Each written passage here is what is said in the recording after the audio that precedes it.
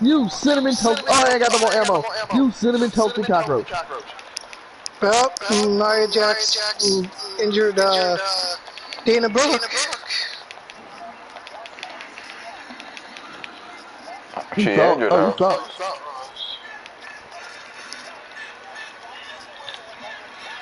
Injured most girls. You cinnamon toasted cockroach. Maybe I'm confused, Trey, but I could have sworn I remember vividly that there was a bill that was signed many years ago that gave us freedom of speech. What happened to that? Say what? I guess we just play and ignore.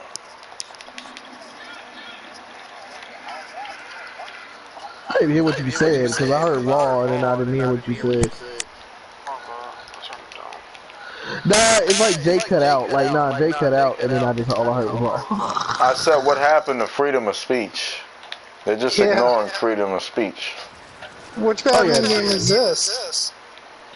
Bro, they've been ignoring the whole freedom of speech thing because freedom of speech went out the window when cancel culture became a thing. Yep. Really? Yep.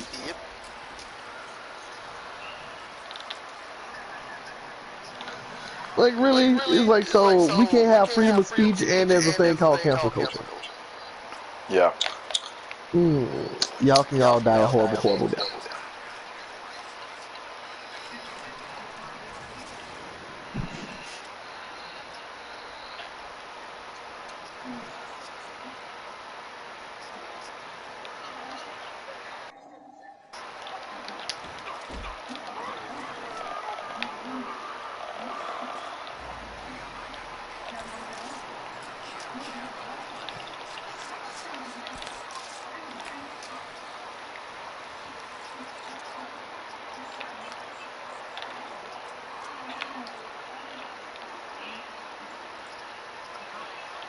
How did you get the original Batman outfit? By playing, I unlocked it. This is one of my favorite outfits. I need to re-download Batman because I need your help on the Riddler's stupid motorbike thing. You get mine. I have all the DLC on mine. I already have it. Like, I already have it. I just need help with the freaking. I just hate the race thing. I'm trying to time trial. I'm messing up on that. I hate the race. I hate the whole race. I can't drive a Batmobile like that. It sucks balls. Nope.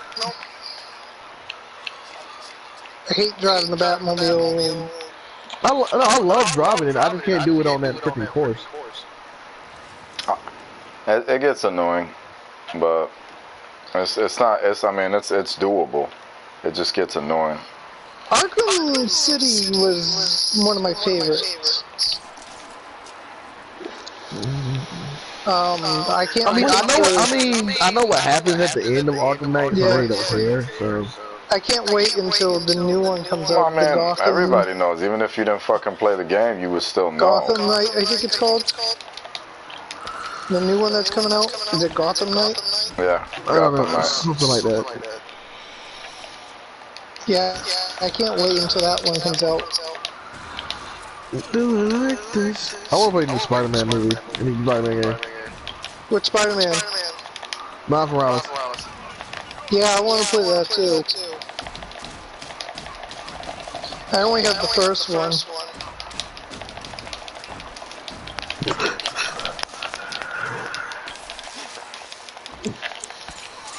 Damn, he's better than me at this. John, nigga, what are you doing? Hey, Edge is gonna be on Raw tonight. About fucking time.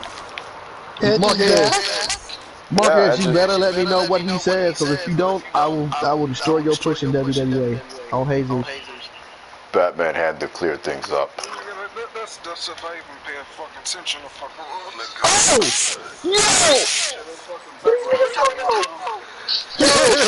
Jay, like I'm just walking and like these back dragon things just fall from the ceiling. Like what?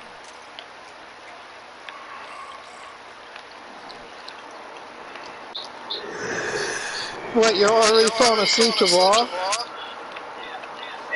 asleep to this shit every week. SmackDown is fucking better than this shit. I stopped watching after that horrible ass fucking Legends night. And I was watching them again, but nah.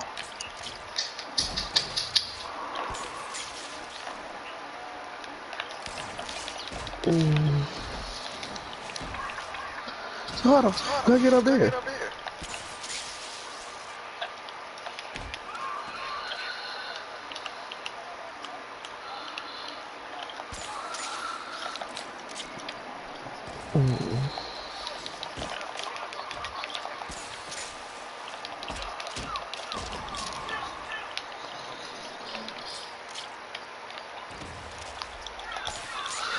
So, does anyone know why Craig spammed like Trouble in Paradox like 3 times?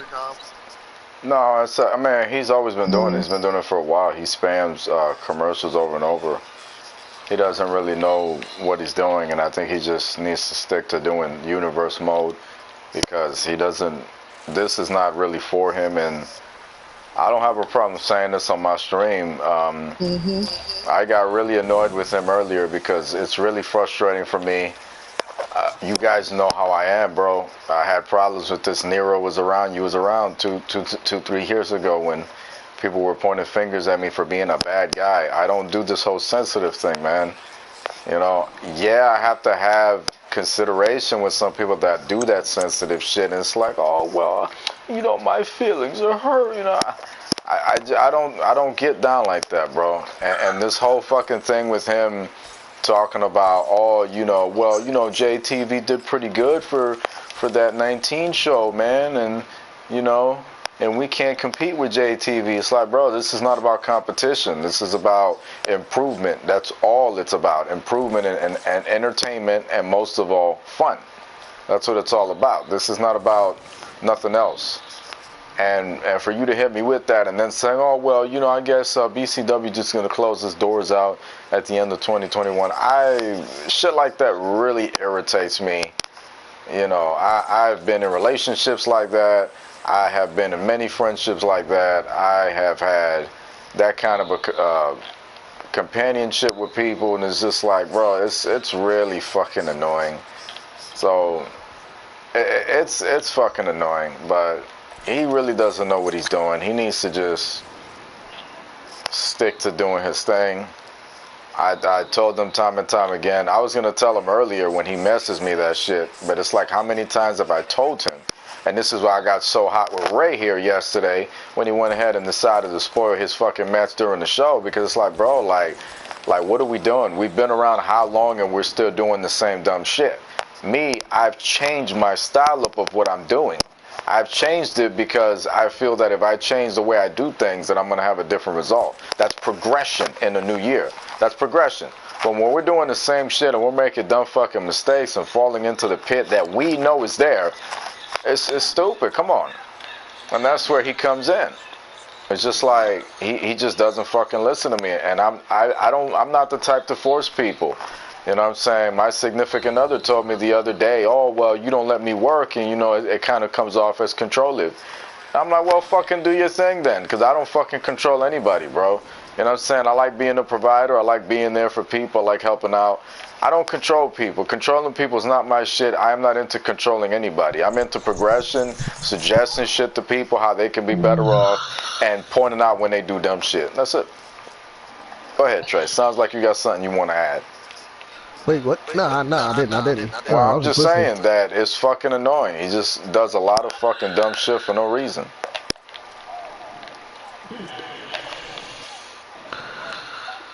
I just was like, bro, because Quinn asked the same question. Right. Quinn was like, why the fuck is he spamming the fuck out of this commercial?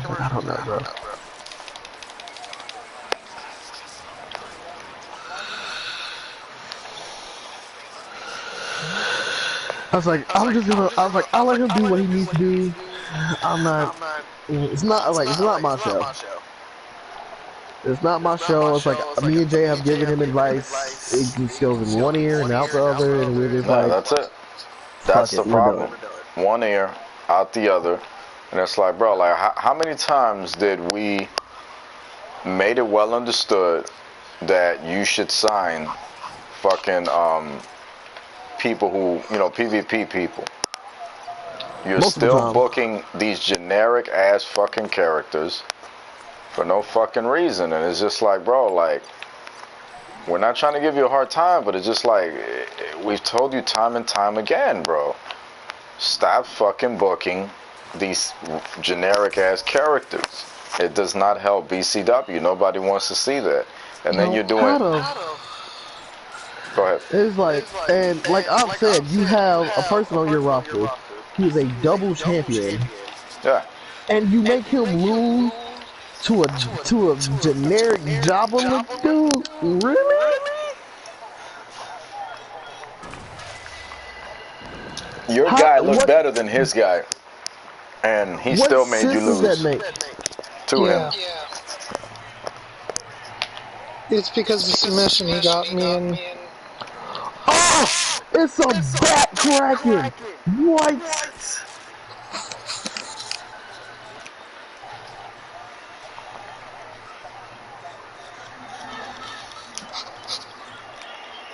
Yo! He went underground, sir. Shoot this nigga. What the fuck?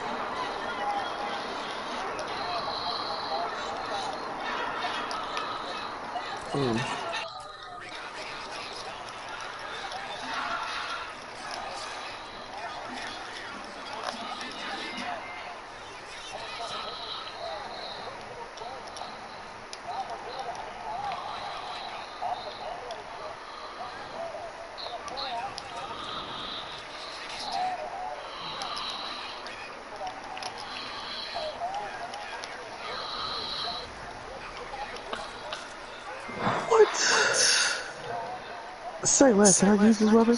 Like, Loki, can I put this weapon on me right now?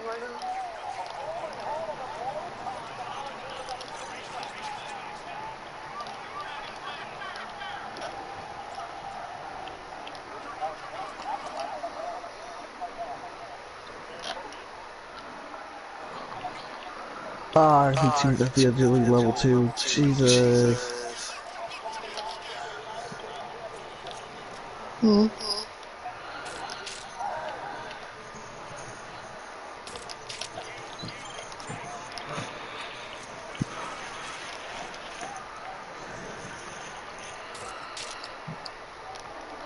Nice, I complete a set.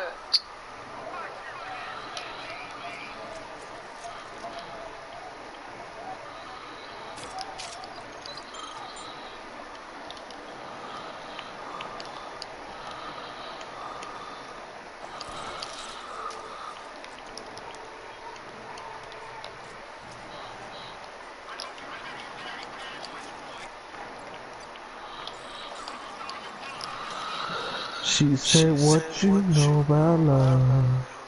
I got what you want. You get what you please. About to get it all.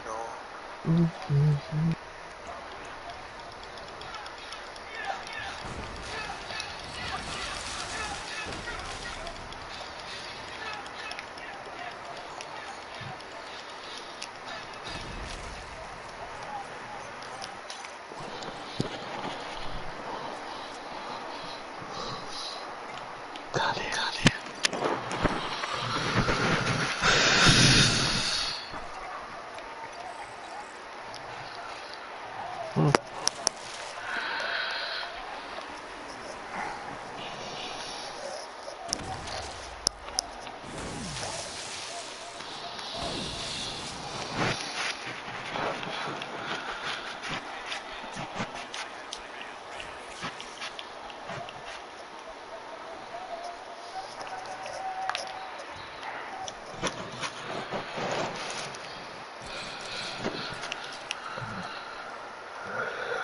Shorty go jogging every morning.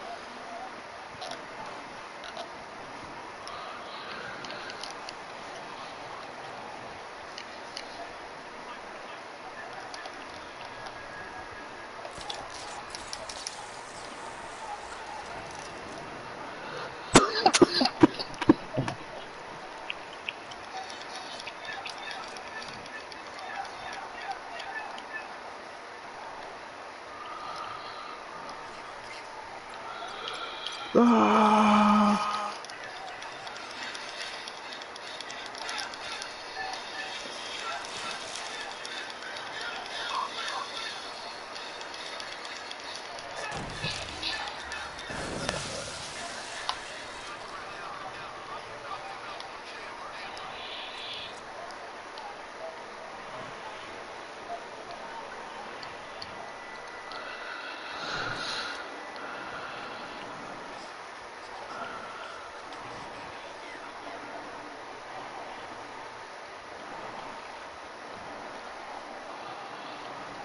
Nobody here has a gun.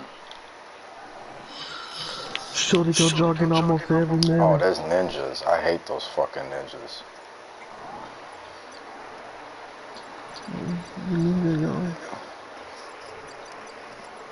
Where the fuck is my freeze blast? How come I don't got it? What the hell? She said, what you know about love? I got what you need. What you want, get what you please. Get it all, take off them drawers.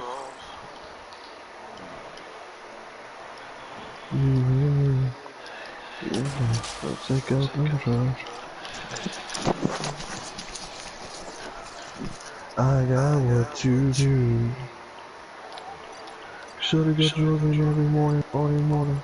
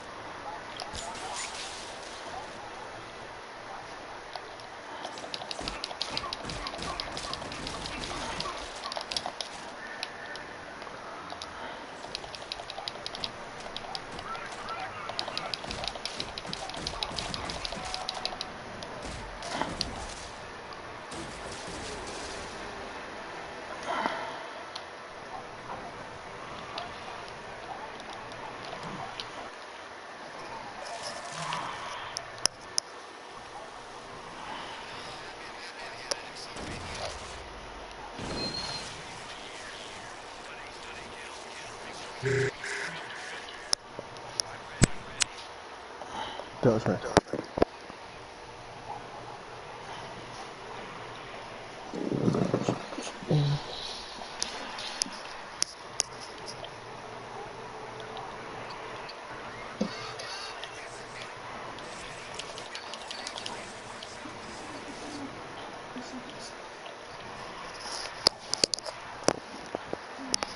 DuckTales. Ooh.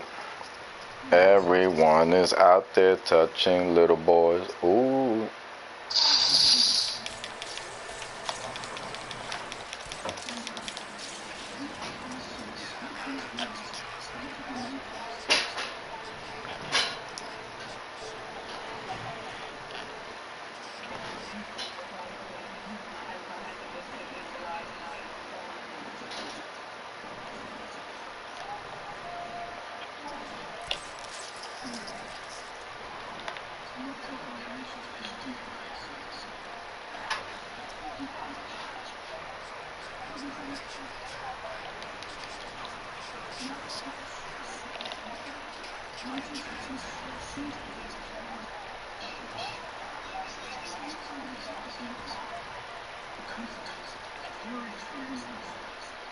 Fuck.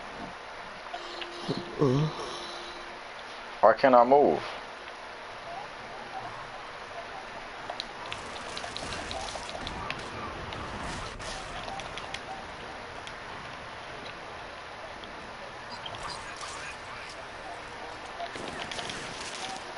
Jump, nigga.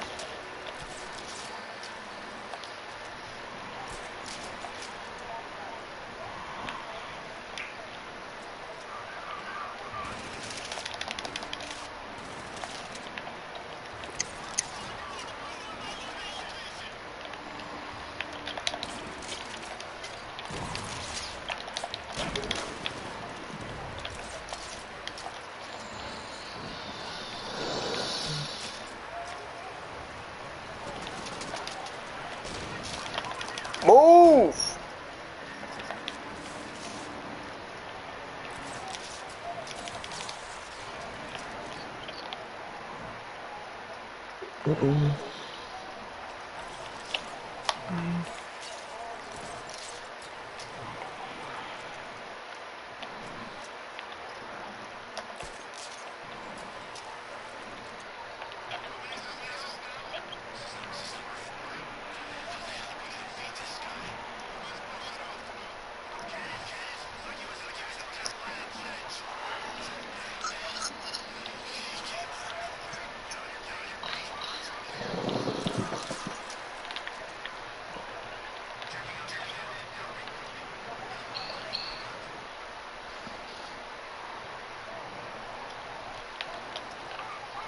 I'm gonna talk to you guys later, alright? We'll see you later, right? Yep.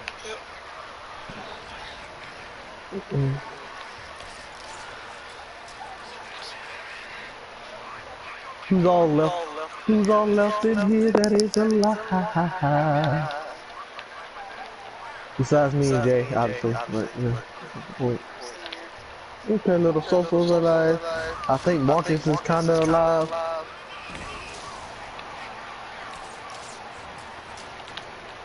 Oh, no, that nigga dead. Okay, never mind. Marcus died a horrible, horrible death. Okay. He died from the boredness of Monday Night Raw.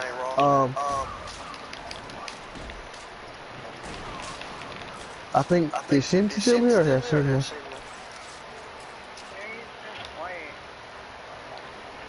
And I think Ryan's not here no more.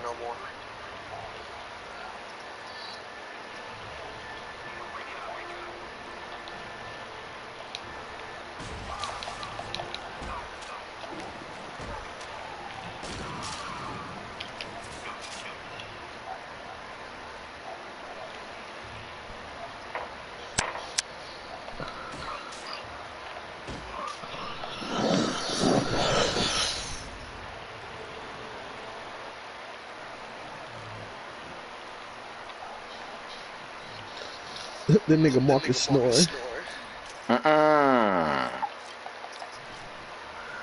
Reminds you of anyone? Shut up. You could have just said not really. I was thinking the same thing you was thinking, Trey. Remind me of Punch. Bitch.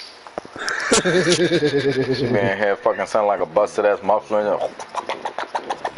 Trying to start up. Oh, she had nothing to say, Trey. I was thinking the same thing you was thinking, Punch. That's how Trey sound. Bullshit. No, not really, because you was thinking of Trey and Trey was thinking of you. So, No, he's gonna shut up because he knows it's true that you're talking about him. am I really though? Like, what proof do you have? Like, is that a law?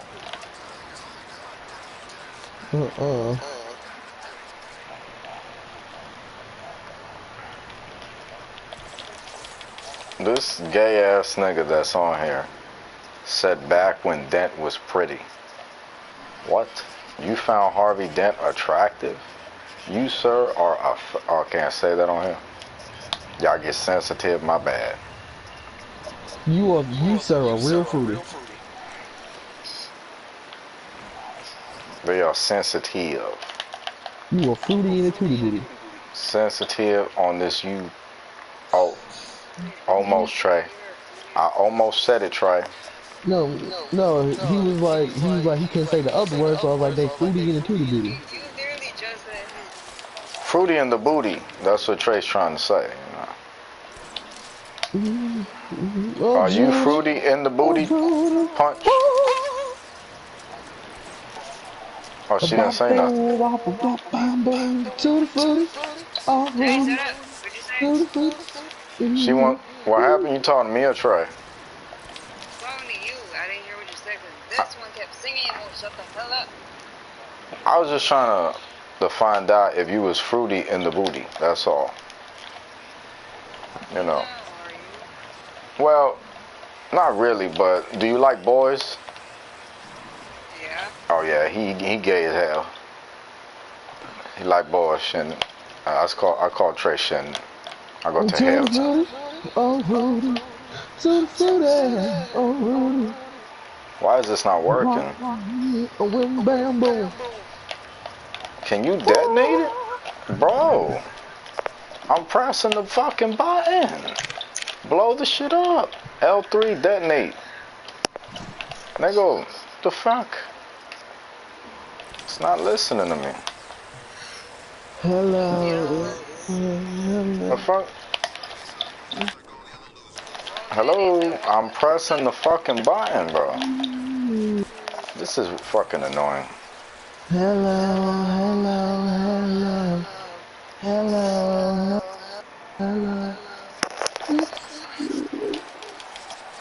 Rudy to Cootie.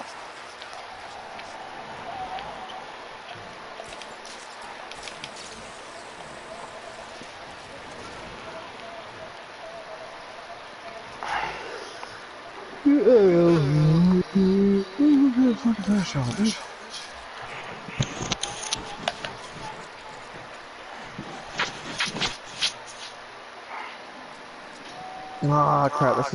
I gotta level up, though.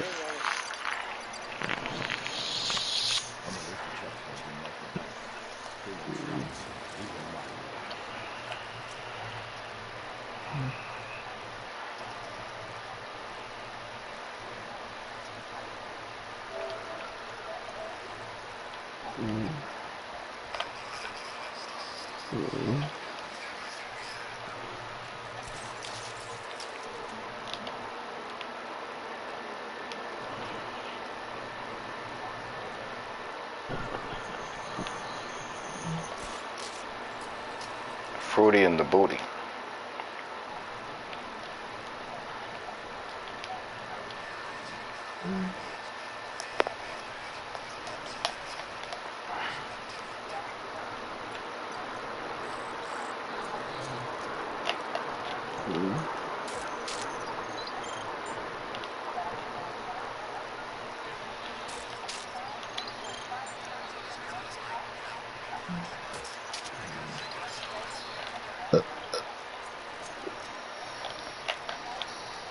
you say excuse me, please? Excuse me. You're nasty. Okay. Oink, oink. Mm-mm.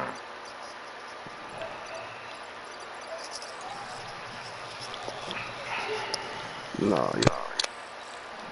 Look, he got this. Nero got Mark is fucking like, nah, disgusted. yo. I keep falling asleep on this bitch.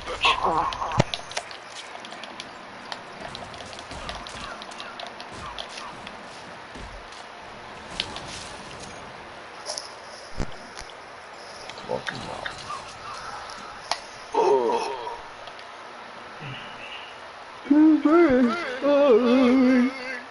This shit smells so cool.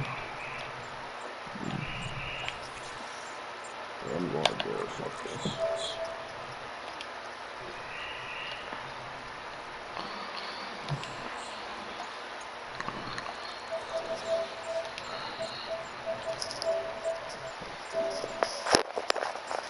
Raw disgusted him, y'all. He left. No, I was putting him to sleep. He said, I'm going to bed. Fuck this. He was sick, yo. He mentioned something about a pig and he got tired and shit. He got bored.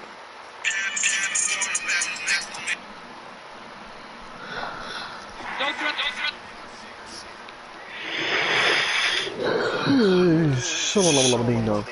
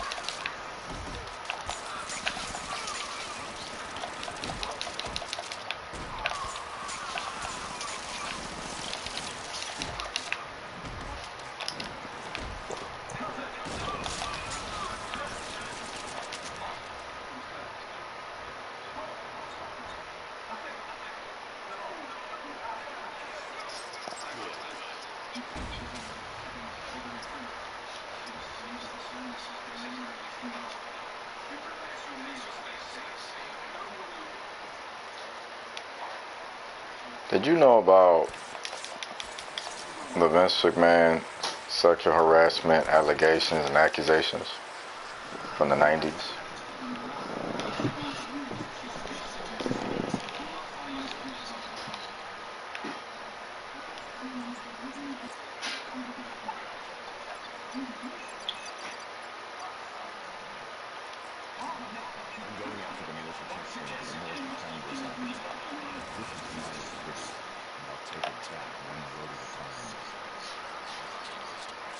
I guess not.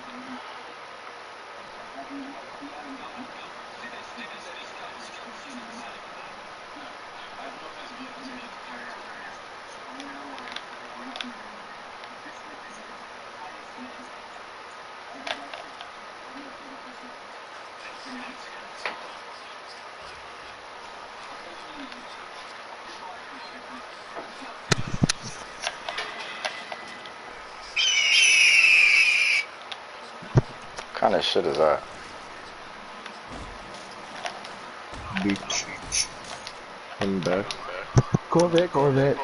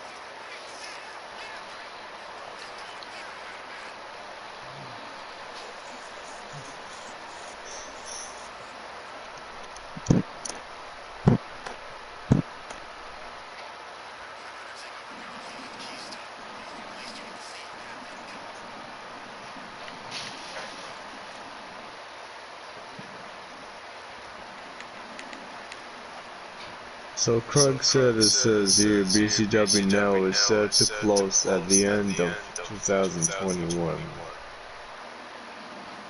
And he said he might change his mind. Did he announce that? Look at the BCW locker room, let's scroll up a bit, and he actually tagged you in there, boy. I saw him tag me. I didn't. Oh boy. And the other two matches are the All-Star Tournament where the Final Four Kevin. Oh my god, I swear, if Stephen Hart beat Corey, that is an embarrassment, bro. That is a freaking embarrassment. Oh no! Because I know If Stephen Hart beats Corey, I'm calling him Cap. I'm straight up calling him. I'm calling Cap. I'm calling Cap on my match. I'm calling Cap on his. I'm calling Cap on everybody's match. Everybody's match in there who should have won. Let's see. So Gino announced his open challenge on the last episode of Rampage. He has till January 29th to let me know who he wants to accept the challenge from. So from now until January 29th, whoever else wants to answer along with Mad Dagger and Welfare Hatch, Predator will make his decision on whoever he wants to accept. So, who you want to face, Mad Dagger or Welfare Hatch? I don't care, honestly. At this point, I don't even care anymore. That still doesn't answer the question.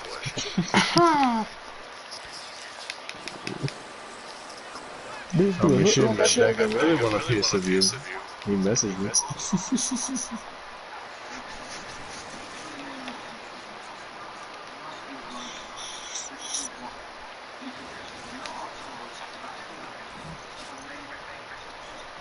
So, my guessing is, Kevin Affleck versus Walter Hatch, and Stephen Hart versus Corey Flash.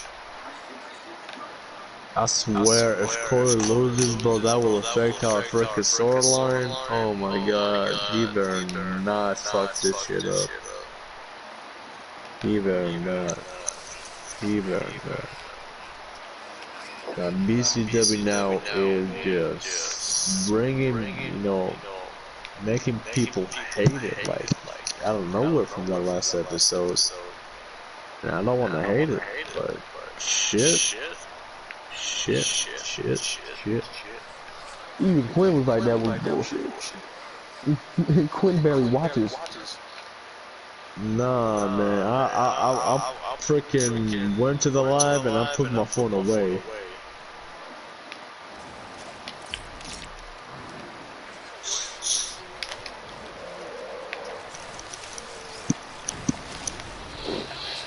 You can barely hear the commentary. The match sometimes doesn't make sense, and Quinn had me dying. Quinn had me dying, bro. Quinn was like, yo, why he so quiet? Did he have a whole Chris situation where he just couldn't do it? Yeah. I was like, bro, chill. He's like, I'm serious. He over there whispering. He's like, this boy had a whole Chris situation. I was like, you gotta chill. I don't wanna, push on him a lot, man. The man also fighting freaking cancer. I don't wanna freaking push him also. This is a terrible show, but at the same time, this makes me feel bad. I was like, oh, you gotta chill, bro. I don't want to push him in nothing. I don't want to push him. Let him do what he thinks is happening. Let's hope that he able to defeat the cancer. And all That's that. true. But I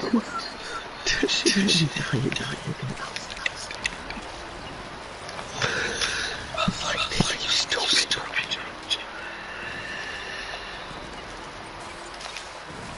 Wait, hold on a second. I'm confused. So you're telling me Stephen Hart is double booked? What? Because he's not only facing Corey Flash, but he's also fighting Funkman for national championship. Okay, I don't fucking know. I don't know. I don't know. I can't do it no more, man. Can't do it no more. It makes no sense. Like, at all. If he really gonna double book him, he's supposed to finish the freaking tournament. Oh, baby. I don't know if I really want to double book him.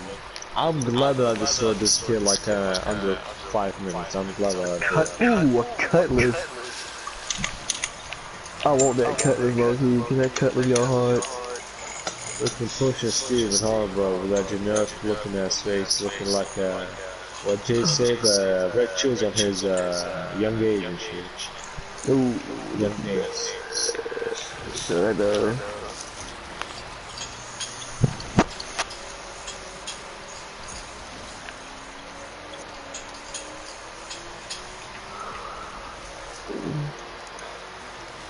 Hey Trey. What's up? I got suspended off of Facebook for 3 days. How you get suspended off Facebook for 3 days, man? Remember that motherfucker that was saying that Tom Brady is better than Michael Jordan? Oh God, what did you do? I said, man, how the fuck you say that Tom Brady is better than Michael Jordan, and these niggas play 2 different sports? That's like you saying Tupac is better than fucking Vince McMahon. Why everybody in there was like, no, he basically saying if Jordan was in the league was in the same league with Tom Brady, Tom Brady would be better than him. That still doesn't make any argument. They play 2 different sports. That's like Conor McGregor versus Drew McIntyre. It's fucking stupid. Yeah. It's 2 different sports. How do you can't compare fucking football to fucking basketball? That's fucking dumb. Yeah, like dude said you don't know no sports. I said I know way more sports than you. That makes no sense. Nigga gonna compare a fucking singer to a fucking golf fucking player. It's fucking stupid. Like I told him that's like when over the summer niggas was saying Mike Tyson can beat Bruce Lee. What? You was there when I said it. What? We all know. Bruce Lee would kill Mike Tyson. What? Hold on. Even Chuck Norris would dog walk. Chuck Norris was in the movie with Bruce Lee, got his ass whooped still. That's true, but still, it's not the point. The point we're trying to make is like this nigga in it, like he based all his shit around him. Like I don't know. But the point we're trying to make here is the fact that anyway.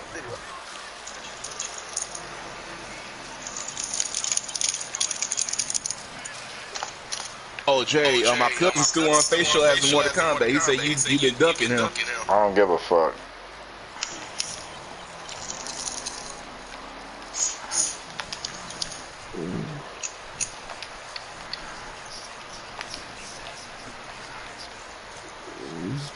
God damn it. I take that as what? I'm eating this damn steak. I'm eating this damn steak like Brody Lee. I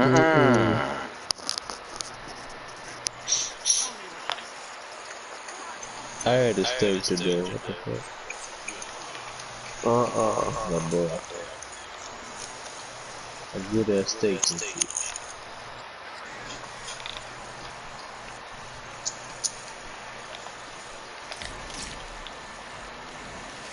I got my suit and tie on, feeling like I'm the fucking Monopoly man. Where my fit at? Where my fit at? Bro, where my fit at? Where my fit at? You ain't no much chin this mustache to complete that shit. To be able to do that. Oh, put on fucking steak, goddammit. Yes, my beautiful mustache. I just said the shit, sir. I had a whole black outfit I was about to buy. That joint was about to be fire. And then you just sell it. You trash mother crackhead. I'm gonna punch you in your ear. Trash mother crackhead. What the fuck? Dude pissed me off, Jay. He had like this whole fire black outfit to go with this black hat I just bought, and then it's gold. Like, how, Sway? Like, you just had it like 5 seconds ago. You just sell it? Sir, I'll punch you in your chest.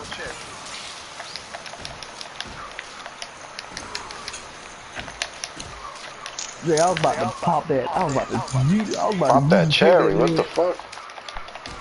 I was about to pop off. I was about to little fire. Homie just sold it. Cinnamon toasted cockroach.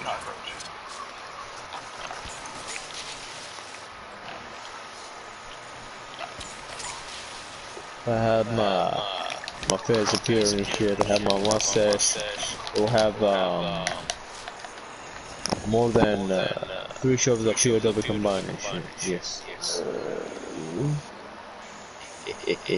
Cinnamon toasted cockroach. You sold the outfit. I was about to slay these hoes out here. Like 1800.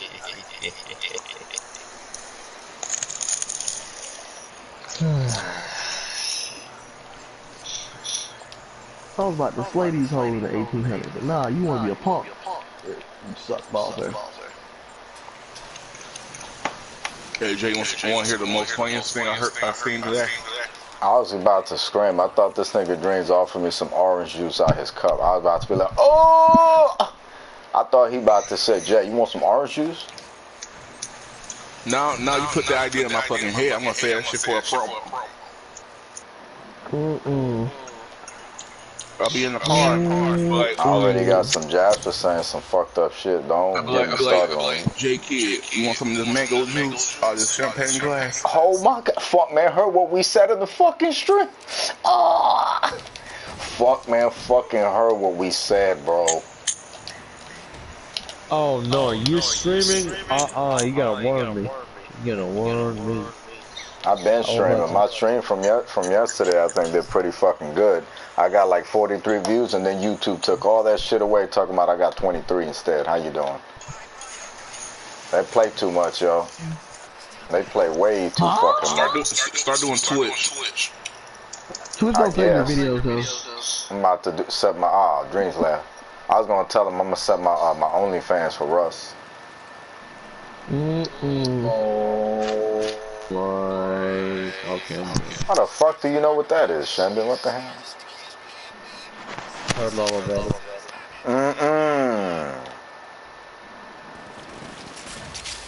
Nasty bitch.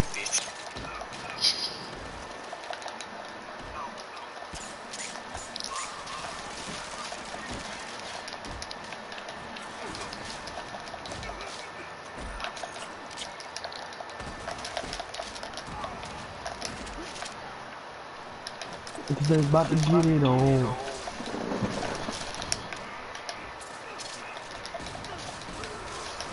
Oh, Dreams left. He fucked her head.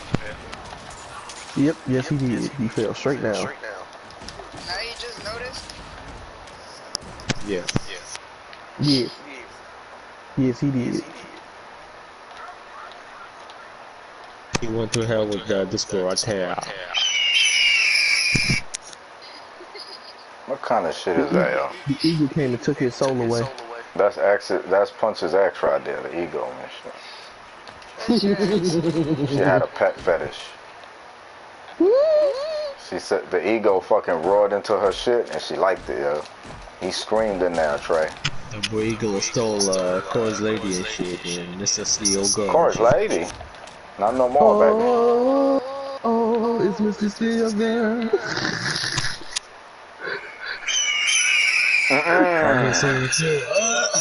Chill the fuck out, bro. I'm not playing with y'all niggas. Oh, it's Mr. Steel girl. Oh, it's Mr. Steel girl. The eagle was like bottoms up, bottoms up. Look up, bottoms. I told him bottoms up, bottoms up. Hey, what's in your cup? Can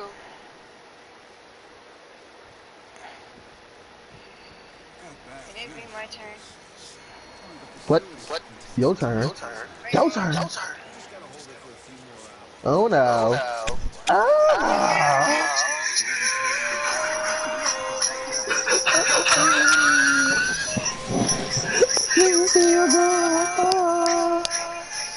Hey girl, hey girl, hey girl, hey girl. Trey, I am streaming. That was me. That was not me.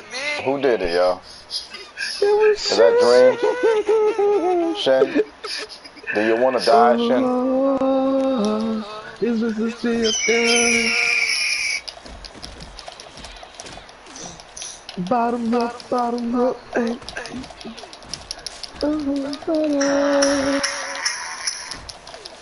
Shen? You know how I feel about these people that run this application that, you know, that application where you upload videos and shit that's known worldwide? You know how I feel about them and how sensitive they are. The you know? tube of you. You know what I'm saying? You know I'm talking about RedTube and shit. Shendon. Oh! Shen! Shen! Hold on, let me mute this nigga real quick. I'm gonna go ahead and block Shendon real fast.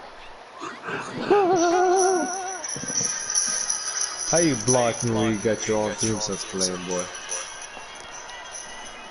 No music, Shen. Because the tube of you will discontinue his show. He about to get copyrighted. Shit. Watch. Of course, it's already copyrighted for you playing that shit. If I was trying to make money off this broadcast right now, you just screwed that up. And I've made money off of broadcasts before, actually. Might as well play it. I mean, I can't fucking do anything with this broadcast now. Funkman's just here because he's looking at Harley Quinn's titties and shit. Funkman, you gonna tweet to her, tell her she cute and shit? Tell her you got that funky shit down there because you don't wash it.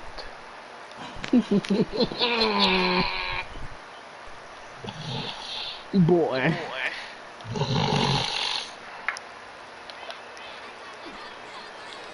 What did you say?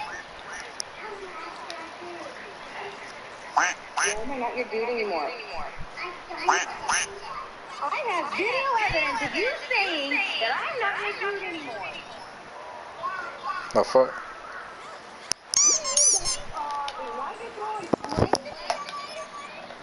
Use your Jack in the Box. Jack in the Box.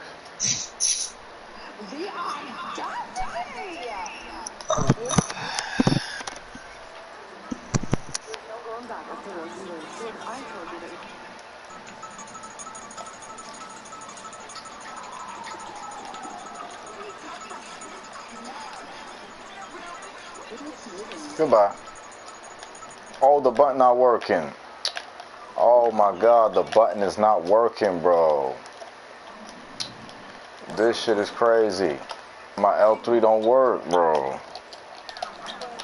I'm spamming it. Oh my god. Yes. Yes.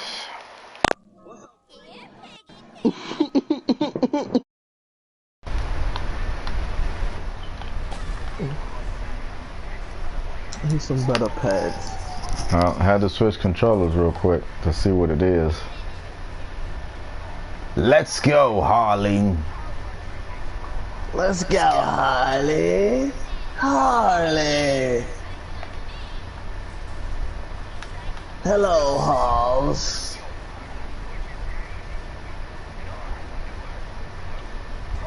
She needs that Jack in the Box again. Well, this mic or this controller will make you sound even way 1,000 times better than that the other thing shit. Oh no, no, no, no, no, no. Pick it up. Oh my god, bro.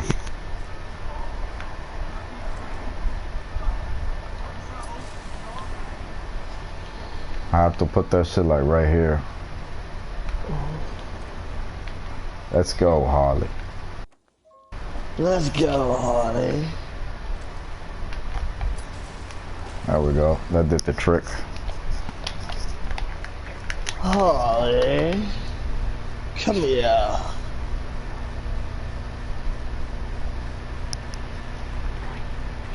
Oh, Mr. J.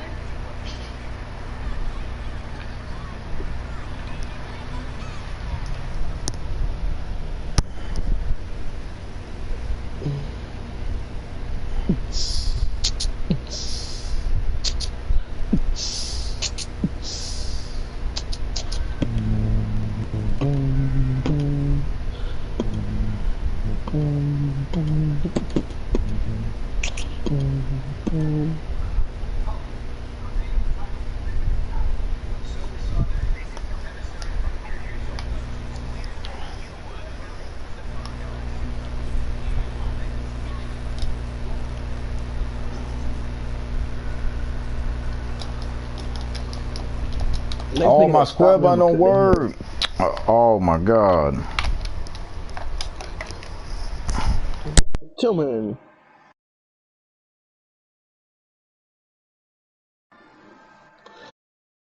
Jordan, stop me. I'm gonna Head kick his off. head off. So Harley, can she die on this mode? Can she? Oh no. Hi, bitch.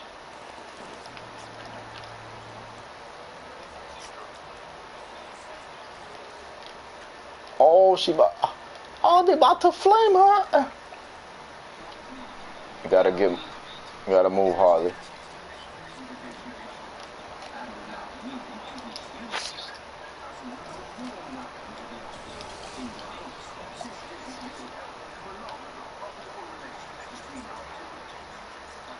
Damn, bro. My understanding, and this might put a smile on Mrs. Impact's face if she's listening, but my understanding, Cora just told me my sister is going off on one of my exes right now. She's cussing her the fuck out, yo. For being a fake ass bitch. She needs to chill, yo. She's about to top that, amigo.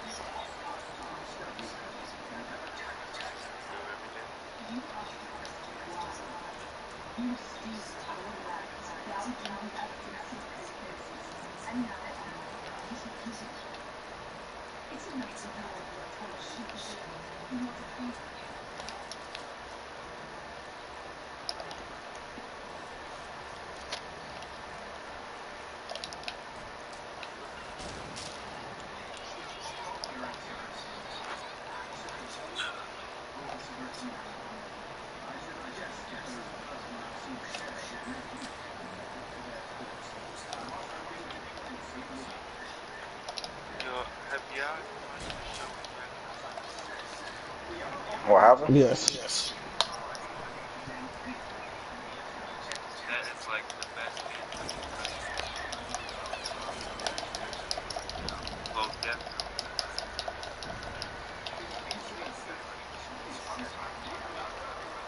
Who else is left? You crying about who made you cry? What? Oh, I'm talking about the anime.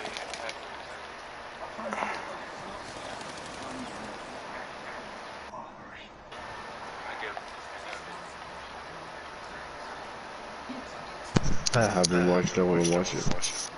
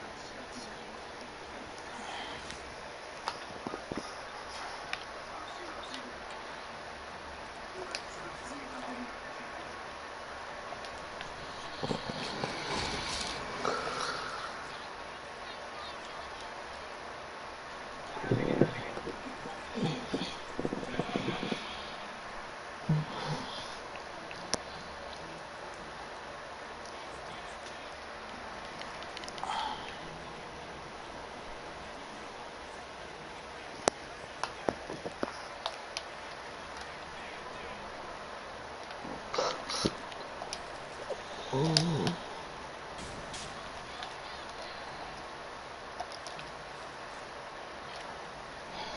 It's a different world.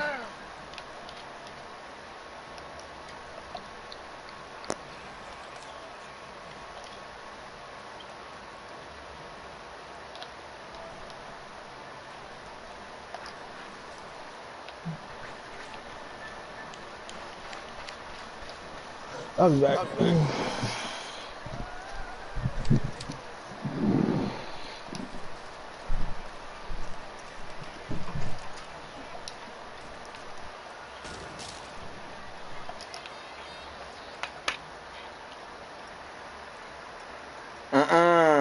Corey's watching the stream, yo.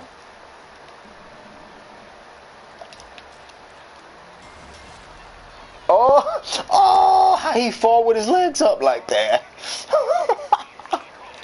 Yo, this nigga lit. Oh my God, look, two cars fucking. What the fuck is that? What the fuck is that? Yo, why the fuck is that cop on top of him like this, yo? Split his shit. Look, these two gay ass cops. I can't. They're gonna shut my YouTube down, yo. Why they look like that, yo? Why is he on top of him like this, yo? What kind of shit is that, man?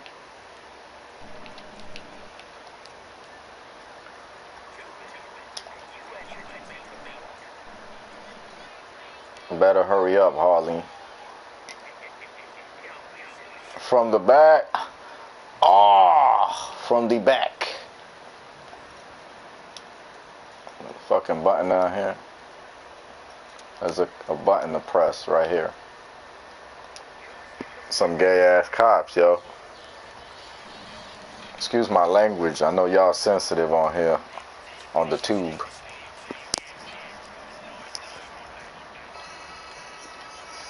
I'm getting hit up by everybody. Use the elevators to get to the basement. Where would I find them? Over there?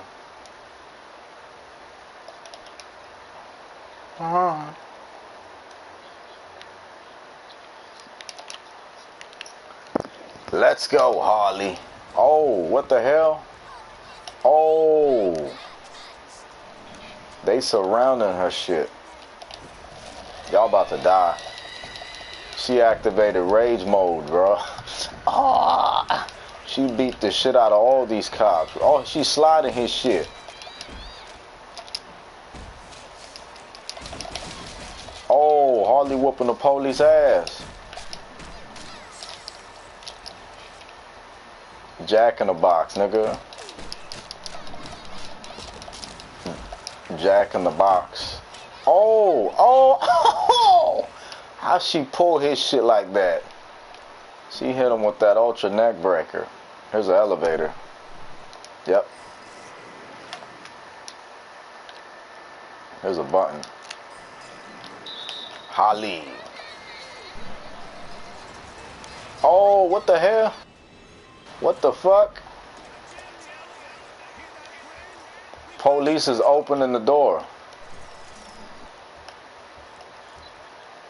Come on, get that Jack in the Box, girl. Jack in the Box about to open this shit, then we're gonna get that Five Guys. Speaking of Five Guys, it's Jeffrey Albrin. Oh my God, I need my other controller to bust this shit. My button don't work. This shit crazy, man. Hold on. Oh, fuck's sake.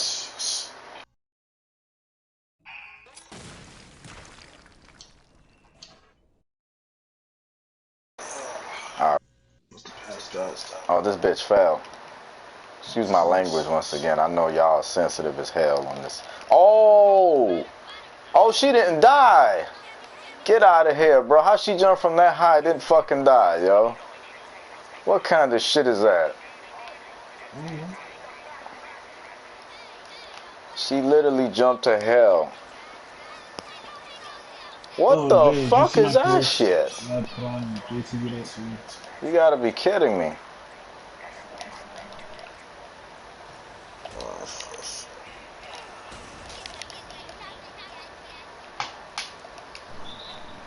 What is going on? They got like these things that are growing. What the fuck is that? What the fuck? It's got to do with Poison Ivy, I'm sure. I don't remember this DLC. This motherfucker playing Dark Knight. Hold on. Dark Knight DLC to be exact. Oh, shit. These motherfuckers all over the place. Oh, Jay, you see my post that I made on TV 19? No. Just made one. I just called up Mark. Oh, you made a post, you said. Yeah, I made a post. I would have made a video but my head was that's what I need from everybody. I need everybody to put their part in and cut promos and post shit so it can stay active. Like Colin earlier. Colin got me kind of upset because I asked people to talk some shit. Billy drops a video in there because I told him I told him to drop a video. Billy drops the video, and then Colin replies on his personal Facebook. I'm like, dude, where's the fun in the league if you're replying in your personal Facebook? If reply, reply in the group, in the 19 group, reply in the group. You know, so that's the only way it's gonna work. I did that not realizing it, so sometimes I do that. Well, it's something that we got to get used to then. Yeah. This motherfucker, I think he's up here. Oh.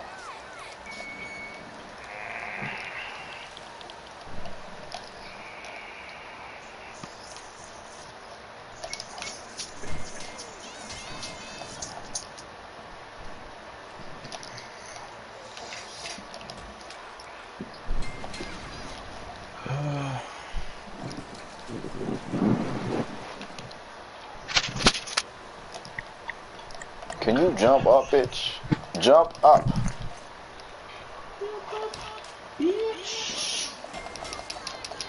What? Well, Jeff back up in this thing like Booty here. Yeah, because I passed the fuck out.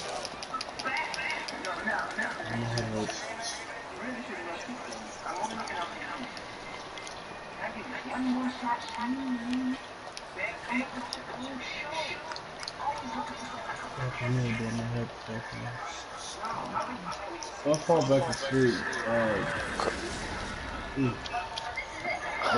She balanced. She balanced before she was gonna fall. That's funny.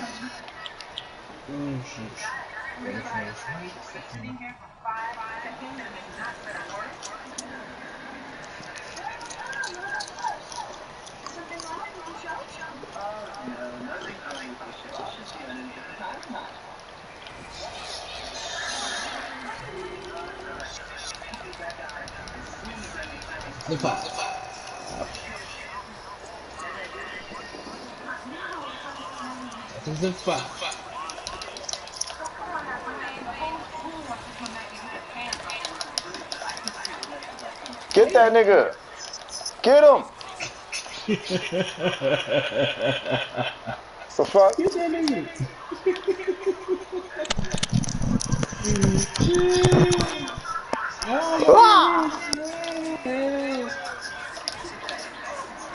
Home run. Oh shit, his oh.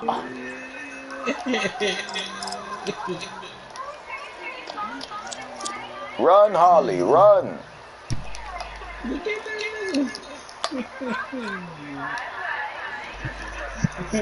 Charlie. I said Harley, not Charlie. That's the wrong fucking person. Charlie. That's me like a man. Charlie is a fine piece of cake. Charlie's just some bald nigga from back in the day with a white dog that lets his girl tell him what to do. Damn. There's a difference. Damn. You nigga put Charlie on blast. Wow. Oh, it's Poison Ivy. This motherfucker just put Charlie on blast. Oh, police here. Jay. Yes. Did you say Charlie or did he make Chris? Oh nah. Yeah.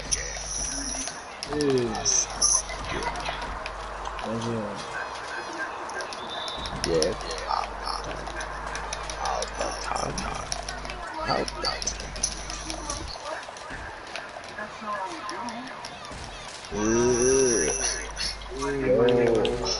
That's what make you fucking chill. Fuck you say.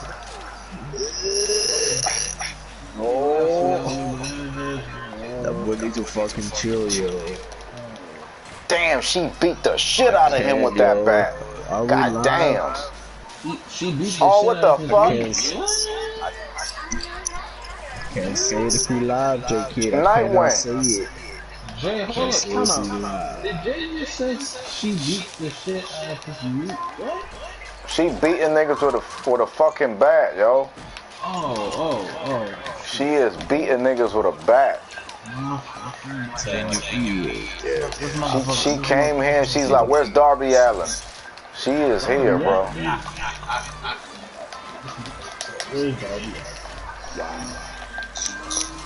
Did anybody watching the stream remember what it told me to do? Leap over Nightwing and attack him from... Okay. Got you. Who wants to see Harley Quinn face off against Darby Allin? Damn, this shit's slow, bro. Who wants to see who versus Dark? What? Who? What?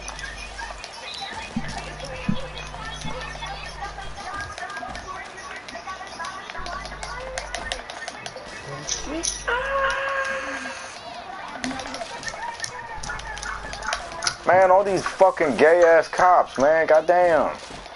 Fault. Get off Harley, you rapist motherfucker. The fuck you don't look like Bill Cosby to me. Don't fucking grab me. Bill Cosby? You mean Chris Morales? What? Nah, I meant his dad. That's why he turned out the way he did. Fuck. Chill. I mean, you can't blame his dad if you can't resist a fat little fucking porker. That's why I'm cutting. Fuck.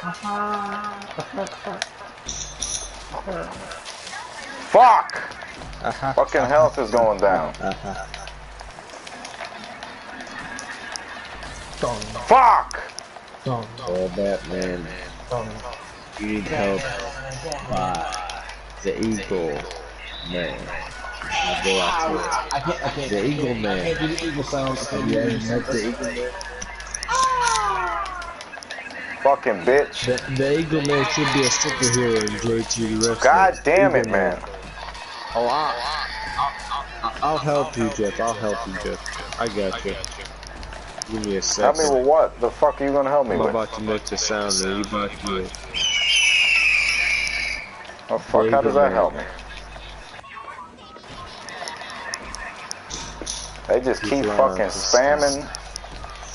Get the fuck off her already. God damn. Come on now, you bad. They are spamming her motherfucking ass. You got the power. They are spamming her motherfucking ass like it's an LGBT ad. Like, fuck.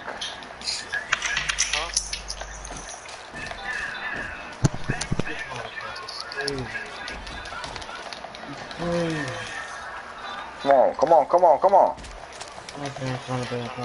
Ole. Get the fuck off her. I saw your little promo on JTB 19's page. Oh, we got a challenge? You gonna challenge somebody, Mark? Jeff L. Brooklyn. Yes. You didn't have to go through all that trouble. Oh, shit. A challenge trouble.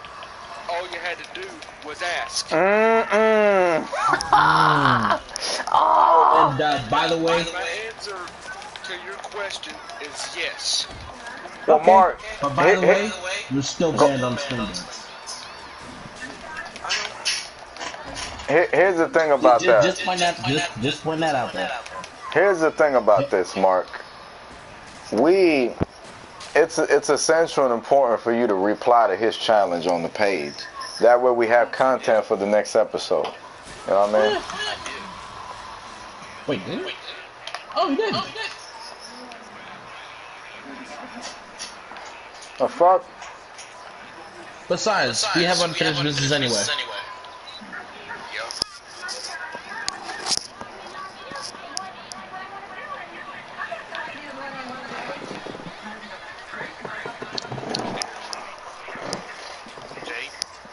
Yeah. I've also got interest in 2 people in that All-Star tournament.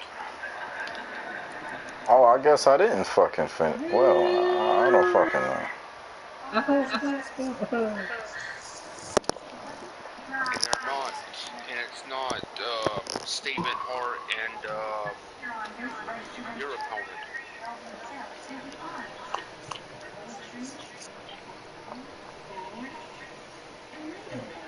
Oh, fuck TK. I'm just out here chilling, bro. 100 down. Gucci gang.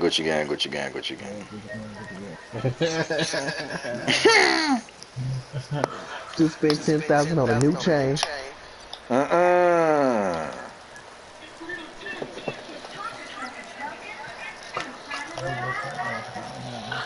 Gambit in the club and I'm about to make it rain. Gucci gang.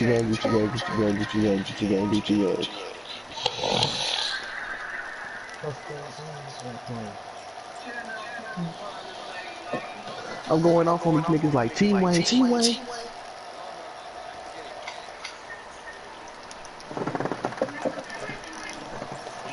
JTV.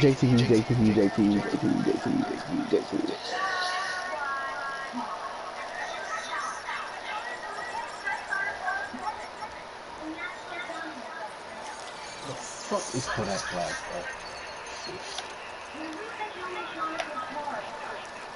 bro? What's the Joker?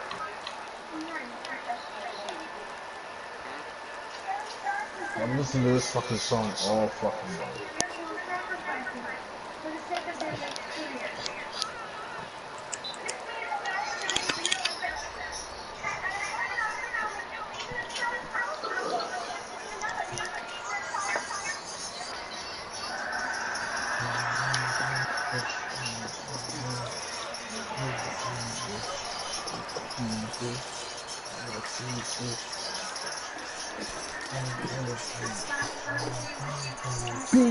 I can't go to sleep. Bye, Punch. I guess. You don't believe in Jesus. Oh, you gotta Jesus thing. You wanna leave, just leave. You ain't gotta lie to me. In the block, you see Ray Charles.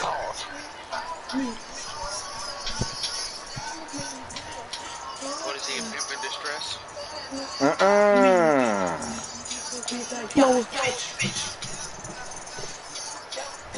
That song go hard. I ain't gonna lie, that's one Kodiak dope songs.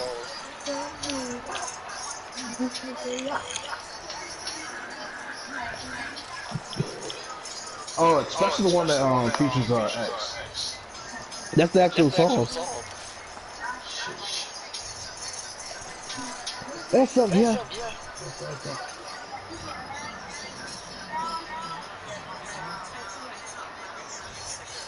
Oh, see you later, Punch. Gucci gang.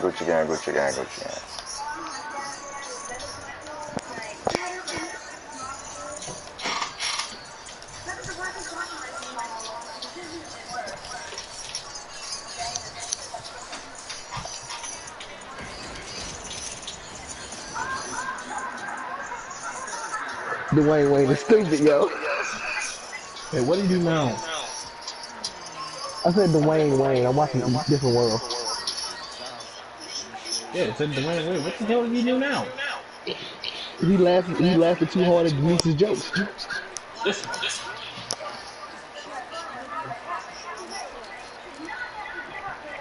The second that the second that Bobby gets out of jail.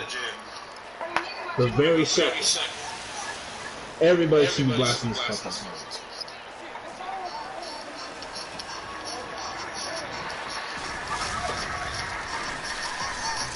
Watch gonna be breaking news. It's gonna be everybody gonna be blasting this fucking song. Hot niggas, hot niggas. What do you like? I'm doing the sweaty dance. I'm doing the sweaty dance right now.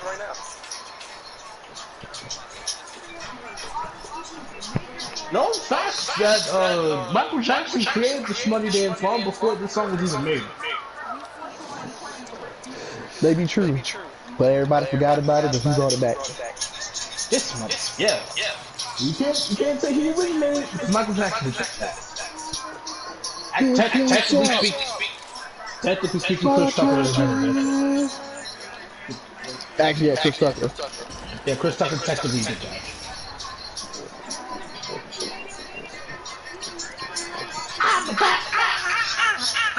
Where did I fall out?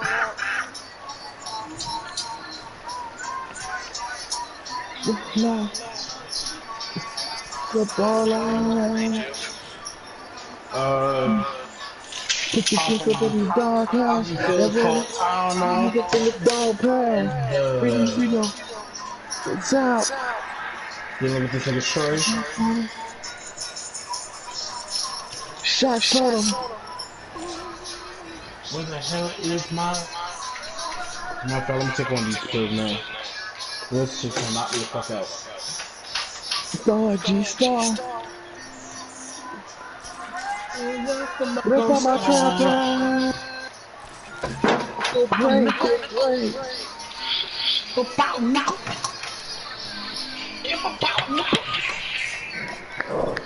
I still want to know what his hat with. Oh no! No, you shouldn't have said that shit. You don't know.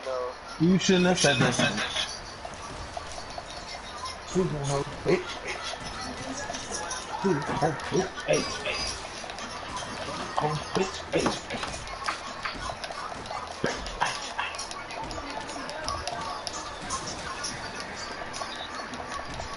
I mean, on the young shit. Got it all from shit.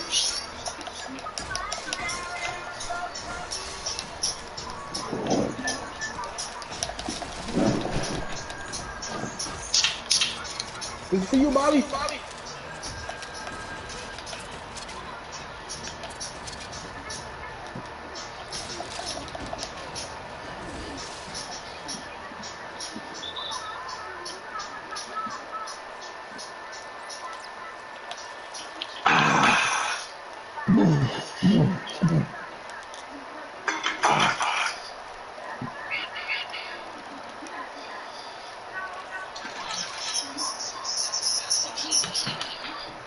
I appreciate why he's still here. Well, most wrestlers come from Tennessee, Jeff, are technicians, not high flyers. The only high flyer that came from Tennessee was Grandmaster Sexay. Wait, hold on. Didn't AJ Styles come from Tennessee? No. No, it came from. It was originally from North Carolina, but he's built from Georgia.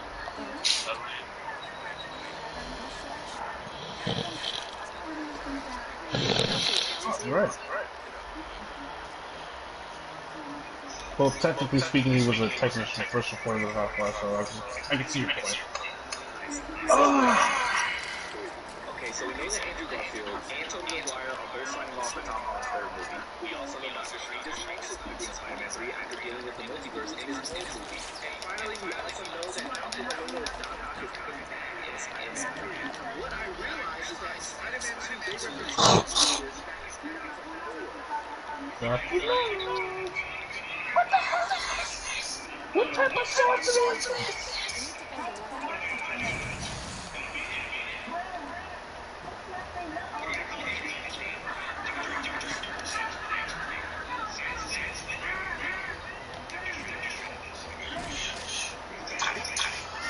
The stage has been set for...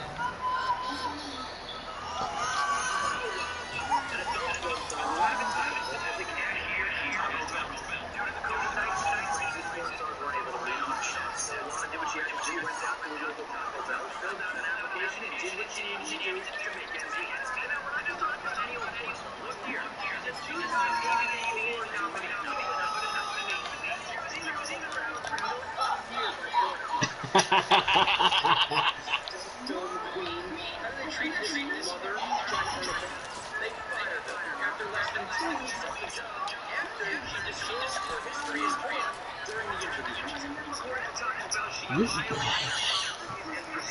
do you have math on it before she left wrestling? Yeah, math on it. Not gonna lie. Kylie Ray.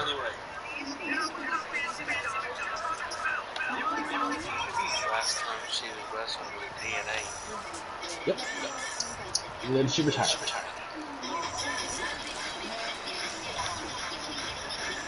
Hopefully retired. She could come back. Well, she has a better chance than CM Punk does. So. You never know. Everybody dance now. Bump, bump, bump, bump, bump, bump, bump, bump, bump, bump, bump, bump. Everybody dance now. Yeah, but actually wrestling, he's been gone for about 6 years. 7 years now. Who? 7 years now. Who? Punk.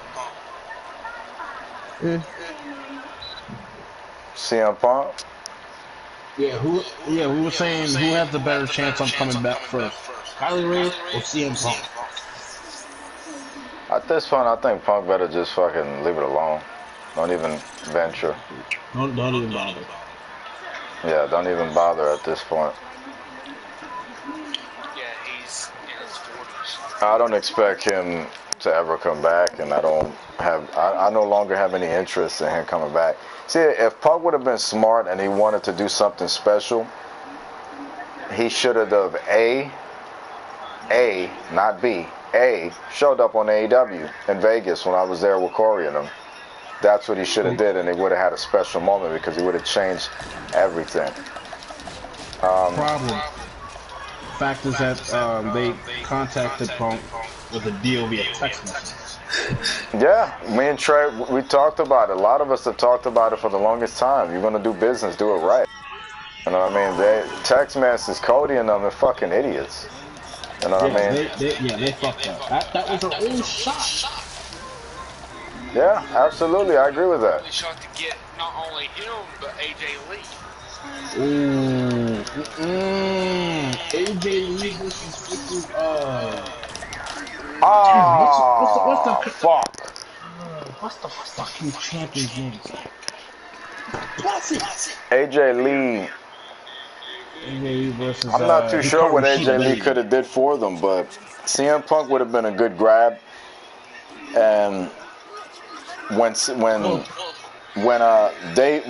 that deal fell off the table, it killed the entire hype or vibe behind the idea of Punk possibly going there. After that, nobody cared if Punk even showed up. Like, nobody gave a fuck. And then if they got both him and AJ Lee, I mean, it would have been interesting, but I feel like after he did not show up in Vegas and after that deal fell through when he was there at StarCast and all that, he did not show up. It's like, okay, you know what? We don't even care anymore. Like, don't even go there. And then when they got him to WWE backstage, it's like, okay, this is getting pretty fucking interesting. You know what I mean? And he shows up on backstage. Everybody's fucking happy. They got big ass ratings and everything. And I'm like, oh, this is kind of fire. He's talking with them. Then after some time, you know, of him just not doing anything, it's like, you know what, dude, like, don't do anything. Like, nobody really cares anymore. I don't give a shit. I feel like nobody cared. It's not just that they went down. Like, nobody gave a shit. So I was just like, bro, like, you guys, like, you just killed, CM Punk killed his own hype by not coming back to the WWE and by not signing with AEW. He killed his own hype. So there's nothing else to it. Just already teasing going to AEW. Who's Ryback? No, not that bitch. Bitch, no. Fuck no. He's already teasing. Who cares about Ryback? You care about Ryback, Jeff? Fuck Ryback. Ryback is nobody cares about no fucking Ryback. Hell, Nobody cares.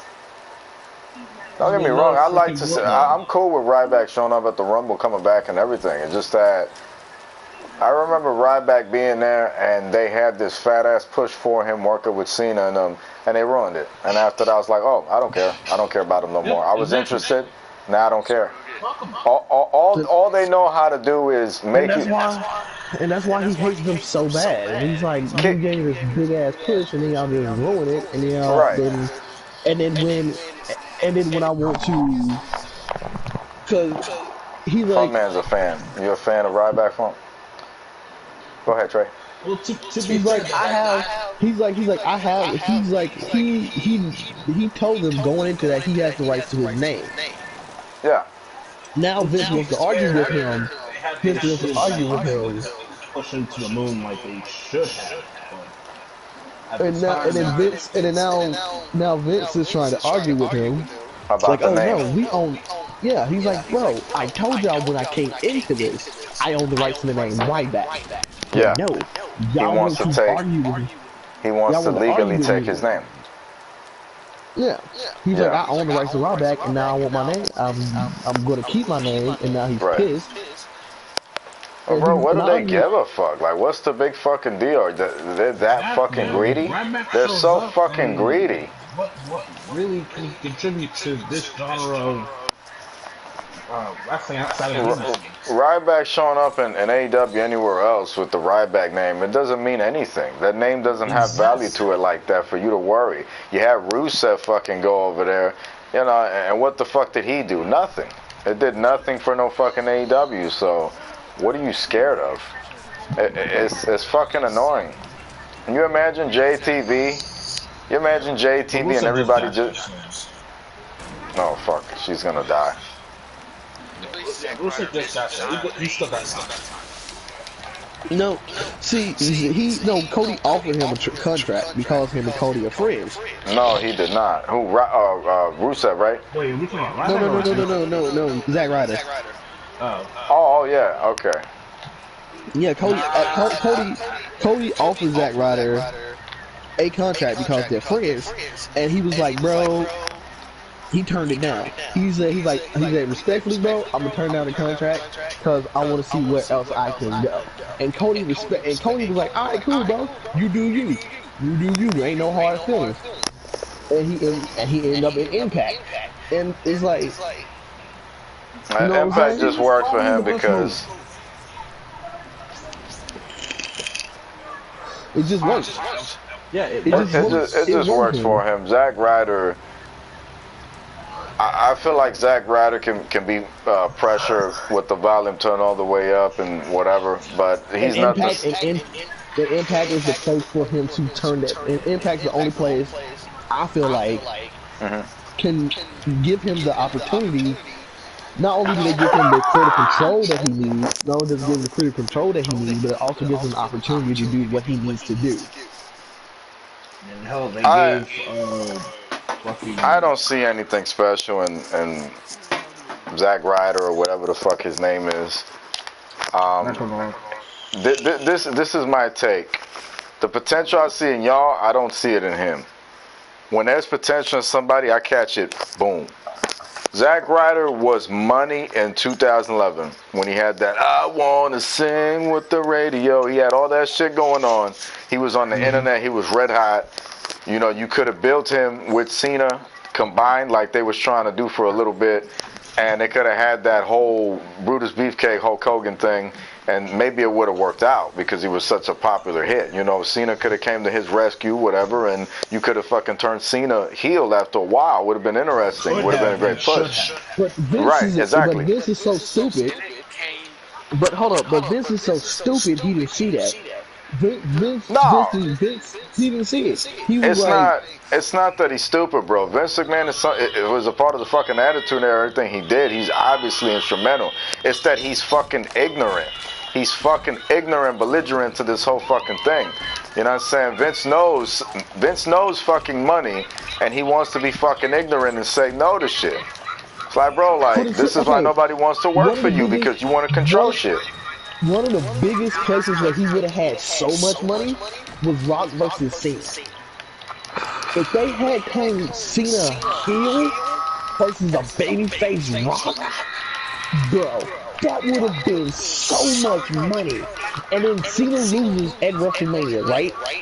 The next year, Rock versus Punk WrestleMania. That would have been fire. That would have been so much money. That would have been so much money. But Vince is so ignorant See, that he didn't do that it. should have been the year that Cena faced The Undertaker. Yeah, it should have. But Cena unfortunately had too much respect for Taker. Bro, I blocked. What the He fuck? did it like 4 years later. 5, basically. 5 years later. 5 years later, and he still had respect for Taker. Yeah. Had enough respect for him to job out. Exactly, and he would have jobbed out 5 years earlier. Yeah, but the match would have been longer. Yeah, it would have been way more. It would have been way longer match. Just like the CM Punk Taker match. That should not have happened. It should have been Punk going over. Yeah. Over the Undertaker? Yeah, I ain't gonna lie. It should Yeah, have. that should have been a one. Punk could have went over on that, but most important of all, where you fucked up at, you should have had Bray Wyatt break the fucking streak. Yeah, definitely. And then, Honestly, either Bray Wyatt or Sting. don't get me wrong. You hear Jeff's distaste. I can guess where he's coming from. But if you're gonna be beneficial, bro, and you're gonna make shit happen for somebody specifically, and it's not gonna be Punk out of everybody he fought the last couple of years, it should have been Bray. It should have been Bray. It should have been Bray. It should have been Bray. I actually agree with you on that one. But the year that Brock Lesnar broke the streak, it was supposed to be Sting, but Dixie Carter wanted to be a little. You know what? I really don't think that Vince would have allowed for Sting to break the streak, bro. I know how Vince McMahon is with WCW guys. He's very fucking picky, bro. He would have not allowed Sting to break that streak. That's the reason why. Technically, Roman was one of the ones to beat Taker, but not the one. Nah, it shouldn't have been Roman. Roman should have lost that match. Roman should have lost that match. It wouldn't have been very great if Roman would have broke the streak. It just wouldn't have been very great. Now, yes. Roman should have. Now, yes. If he would have had broken the streak then, it wouldn't have been great, but it would have been beneficial now that he's actually pretty good at what he does. If that makes sense. Imagine if they had told this 6 years ago when it mattered. If he had broken the streak, that would have killed his career. Unless he did the Tribal Chief shit. If they had turned him heel sooner, it would have worked. The streak was still intact, then yes. It would have worked. It would have worked. But like I'm saying,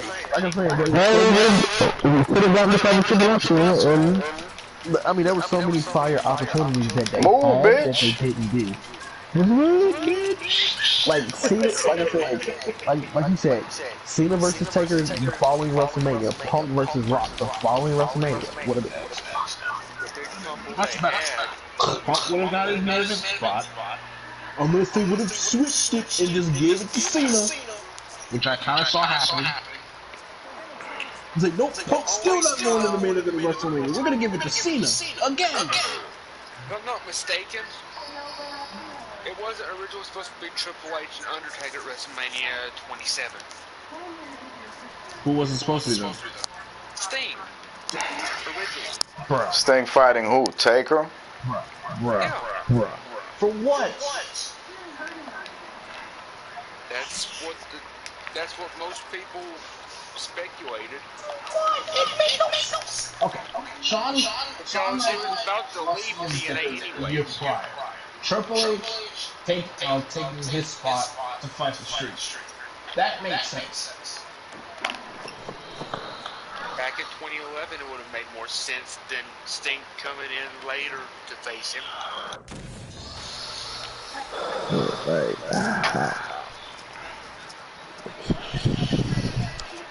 Taker and Triple H had what?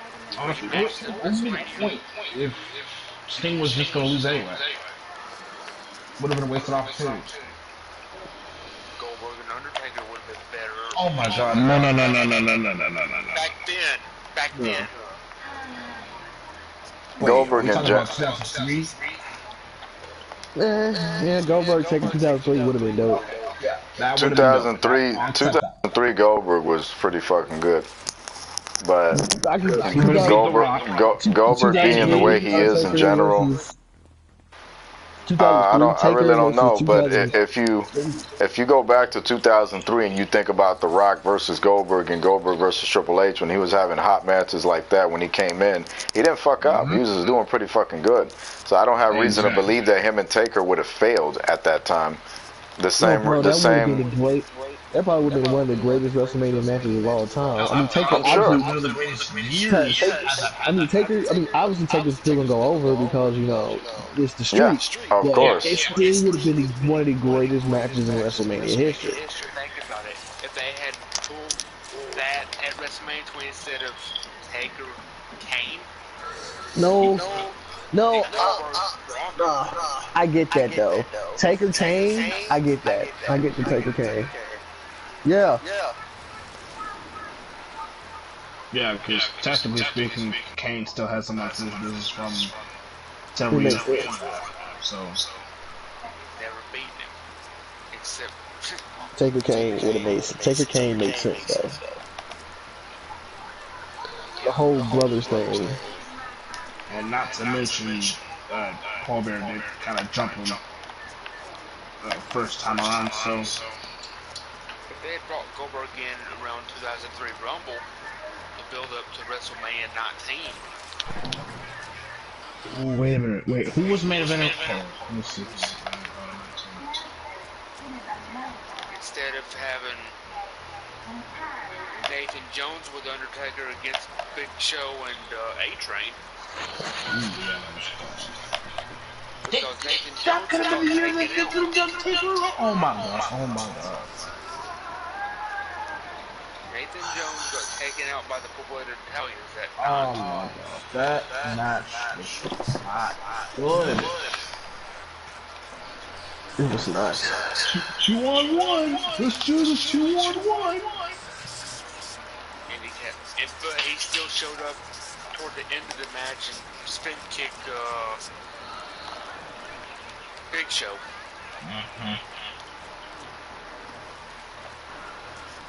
He had potential, Nathan Jones did, but not enough to break the streak. Nope. Not enough to be compatible teammate with Undertaker neither. Nope. Undertaker was way.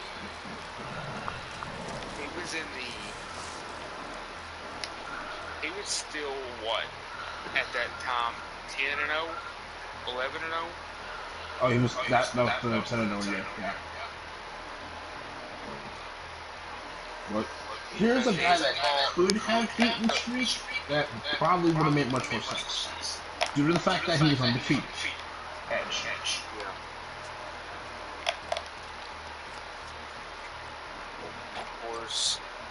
Then 2 years later, after that, was Orton.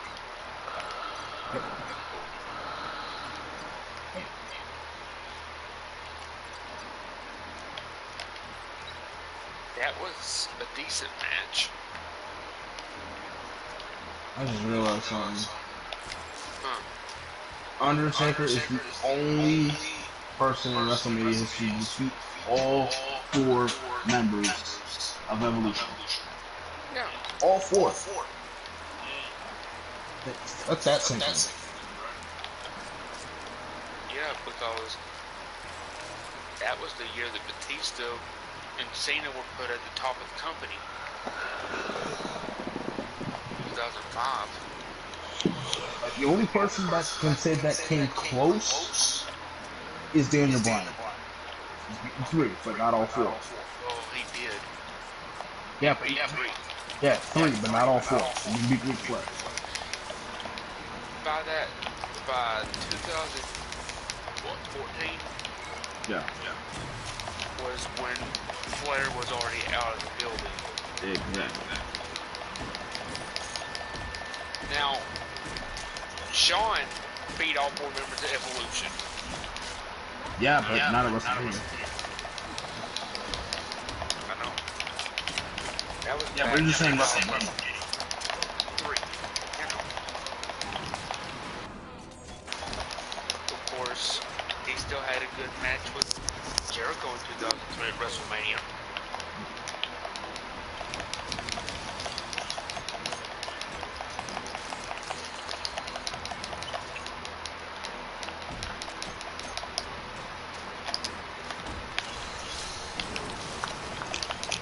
You like Robin, Funk Man? Or did you leave? Oh, you better deactivate that shit quickly. Oh, chill out, bro. I'm on a timer. Oh no, bro. I hate the time emissions on that game. Oh yeah, this is fucking. It's annoying. This is very annoying, bro. Time emissions on any. Oh, I had 1 second to spare. Oh, I was able to defuse it.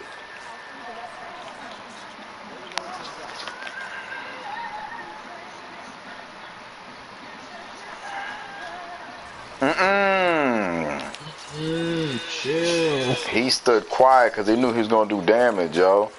It's like your grandmother cooking pancakes in the morning and shit. She don't say nothing, bro. You just smell the shit. The aroma. Dude, that's like the best. Man, that's my shit. What, different world? No, just pancakes in the morning. Hell yeah. With the And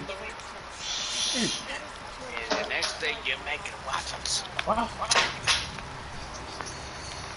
Now I'm like hungry and shit. I'm done with y'all niggas.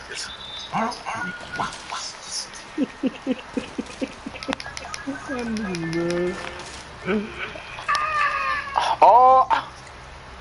I can't believe just want donkey. You said you fell in love with a donkey. I said I can't believe I made Draymond Green, what? done an impersonation of Donkey from I know, Shrek. Draymond Green.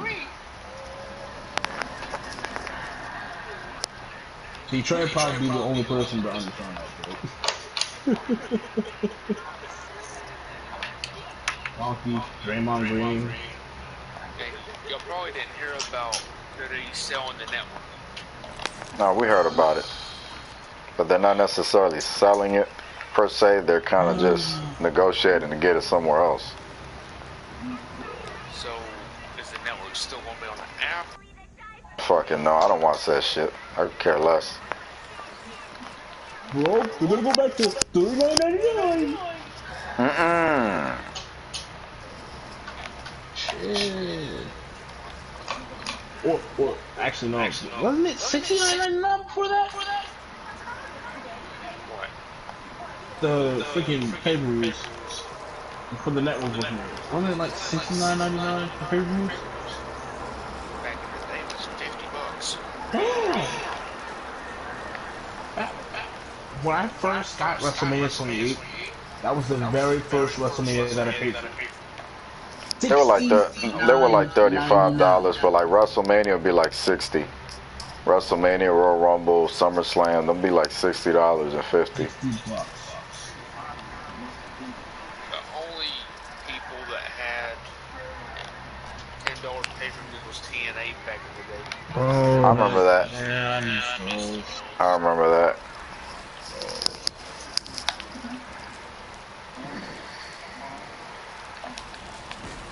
See, the freaking pay-per-view for TNA is not like it used to be, bro.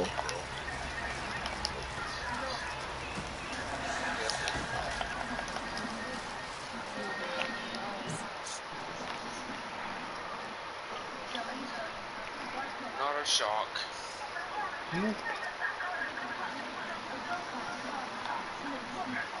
Oh, it's a it's a dead nigga on the wheel, bro. Look. Oh, they riding dead. Nah, I think those is alive. Like, if we look at the storylines like we were getting back in 2012 or 2013, man. A lot of the storylines were good back then. And that was when TNA peaked.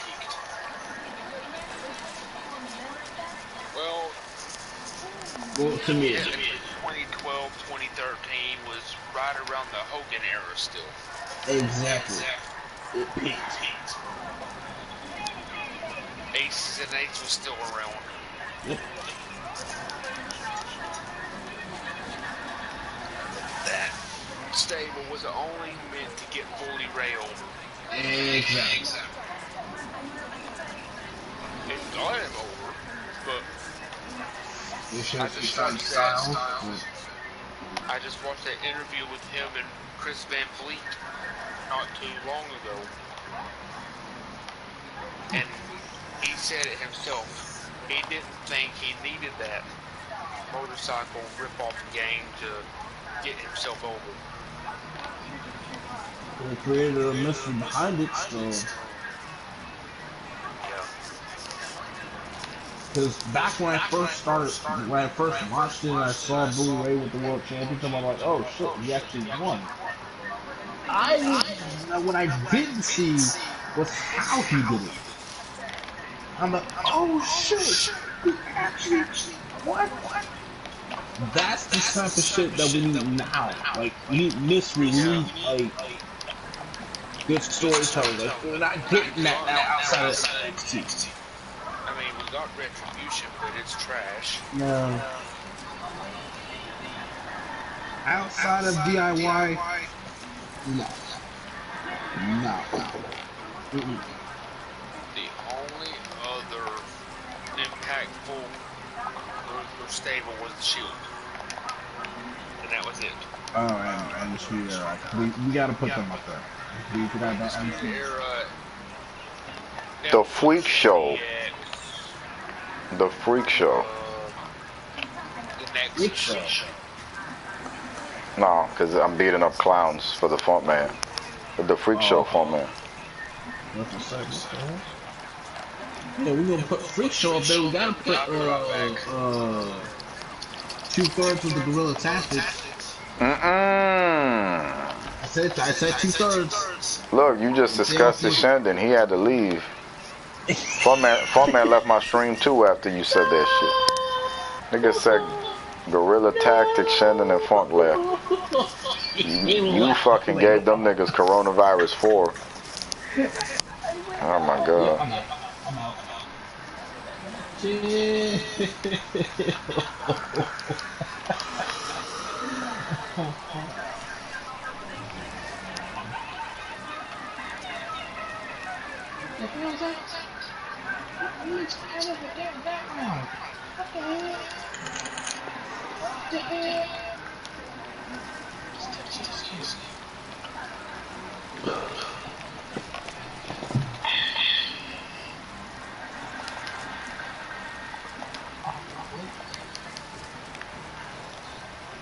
I'm out.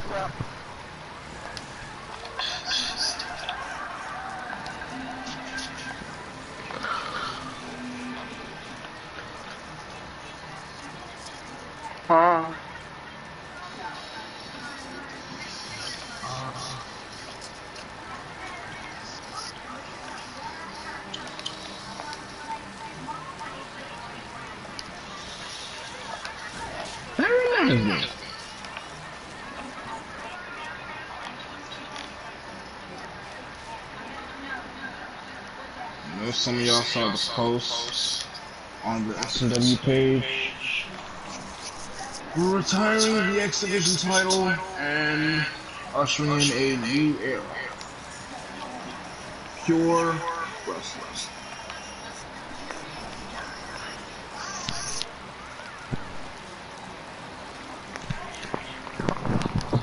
Well, it's a new year. I'm all for improvement. We were discussing the Craig Mack topic earlier. It's a pretty sticky situation, and I really don't have time for some of this emotional shit. dude hit me up earlier saying, "Hey man, I saw the league show did pretty good." I'm like, "Yeah." He's like, "Man, like we can't compete with JTV." I'm like, "Why is that even the thought, dude?" Like why? I'm like, why is that even a thought? It's not even a competition, and not to mention it should. Oh, the thought should be improvement. So he's like, oh, like I think BCW is just gonna call it quits at the end of the year. I'm like, I don't have time for this. I just ignored his message and shit, and I left it. He gave me a headache. I'm like, I don't have time for this shit. I just don't. Fucking me. I just. No, not the Riddler. I'm talking about Craig with BCW. That's what I'm talking about. Yeah, that's interesting. It's really frustrating for me, man. Like I said earlier, and I say it again, and I've been saying it for a couple of years now. I don't do this sensitive stuff. My feelings, and I don't do that shit.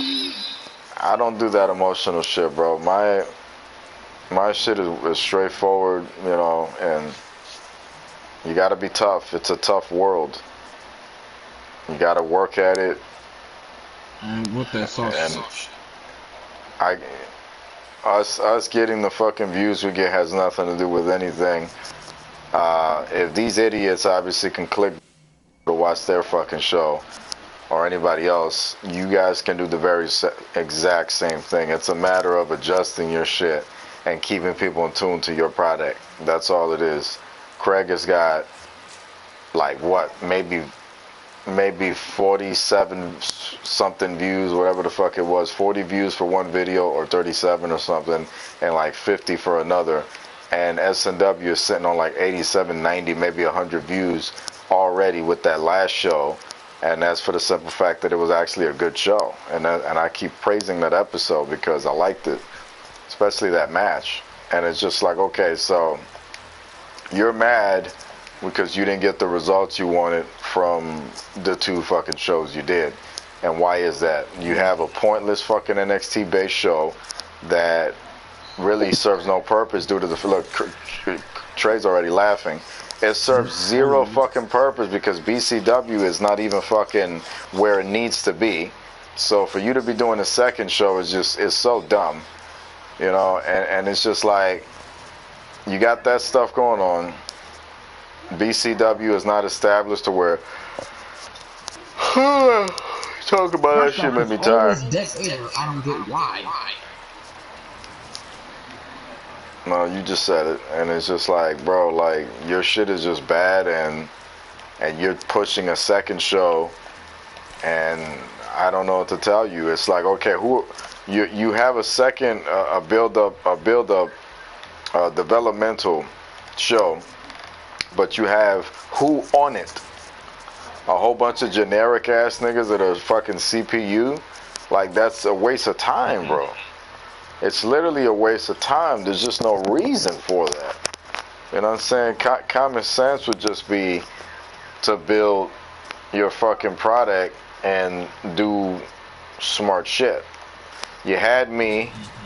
You got Corey. You got Shen. You got Mr. Amazing. You got big names, and it's just like, okay, so yeah, exactly. And it's just like now you got Colin, and it's like, what are you gonna do with him?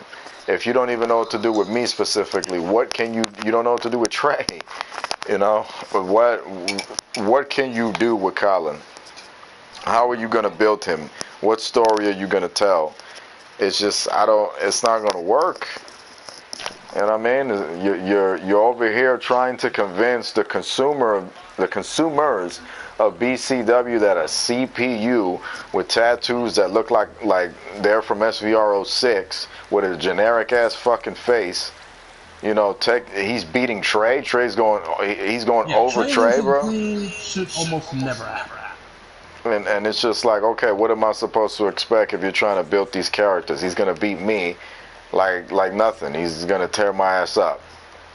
And it's just like, okay, you know, you fucked up because your story makes no sense. You're building all these generic ass characters for no fucking reason. So I don't fucking get it. I don't fucking get it. So I don't know what it is. To me, that's one thing. Right? I can take a loss for like no reason and make a storyline out of it. But Trey, he's a champion. It's more than that though, Jeff. It's just more than that. Being a champion or double champion or whatever. It's who he is in CAW. You know what I mean? It's where he's been. It's what he's fucking accomplished. You know, Craig is somebody who based his judgment in a big way. Let me keep it real. The judgment that you're based upon, Jeff, because I went back and I went to this, I was looking at this channel, I saw a promo of yours, bro, because I've been studying the shows. You entered some kind of competition or some shit where they picked you and you cut some promo. I've been following your shit, bro, doing my homework. And you base your judgment on CAW, not JTV, but CAW. And there's nothing wrong with that. Craig more or less based his decisions on JTV because we're involved with him, so then he looks at us and the Power Org. But it's more like a JTV thing because he goes off of this and that, and it's like, bro, listen, you know, you're entitled to have your shit and do your stuff, but when you're running these fucking shows, you gotta do shit that makes sense, bro, because if you don't do shit that makes sense and you're letting shit clog your fucking judgment, you're gonna make bad fucking poor choices. You want to sign all these JTV people that you got. You want to sign all of us in the org. You want to have all these fire ass niggas that supposedly gonna get you these ratings. You could write the best storylines as Craig Matt. You could sign the biggest names. If your shit is garbage and you are not doing your shit right, nobody cares. Nobody's gonna watch because nobody fucking cares. So when you tell, when you bring me and Corey in, you got all of us, you convince me to wrestle, and all of a sudden you got me and Corey fighting, and we're headlining whatever the fuck it was. I don't even remember. BCW Japan. There you go. We're headlining this fucking thing, and we're getting you good results. And all of a sudden, you know, I'm poking you in the elbow like, listen, you got to get this Nathan Vaz guy out of here because he's talking all this shit and he does nothing for us. And I didn't tell him to fire the fucking kid. You know what I mean? I just told him, like, look, he's a lazy motherfucker. It takes him forever to cut fucking promos. And I had to run somebody's ass over just the other day, Trey knows, about exactly that. I don't fucking bother people. The only time I start spamming you and bothering you is when we have a promo we need to get done. You're not doing shit and you're stalling. If you're not doing nothing, why the fuck do you not do the fucking promo? I'm going to get to it. I'm going to do it. Okay. All right. You're having some difficulty. Do you maybe not want to do the promo? Because if you don't want to do it, that's fine. We can figure something out. Just don't waste my fucking time and tell me you're going to do it when you're not going to fucking do it. Because that pisses me the hell off. Because I feel insulted, you know? So, point is, this nigga had a lot of lazy niggas there that weren't producing shit. Motherfuckers that was talking shit about, oh, because of the 10 people that watch JTV.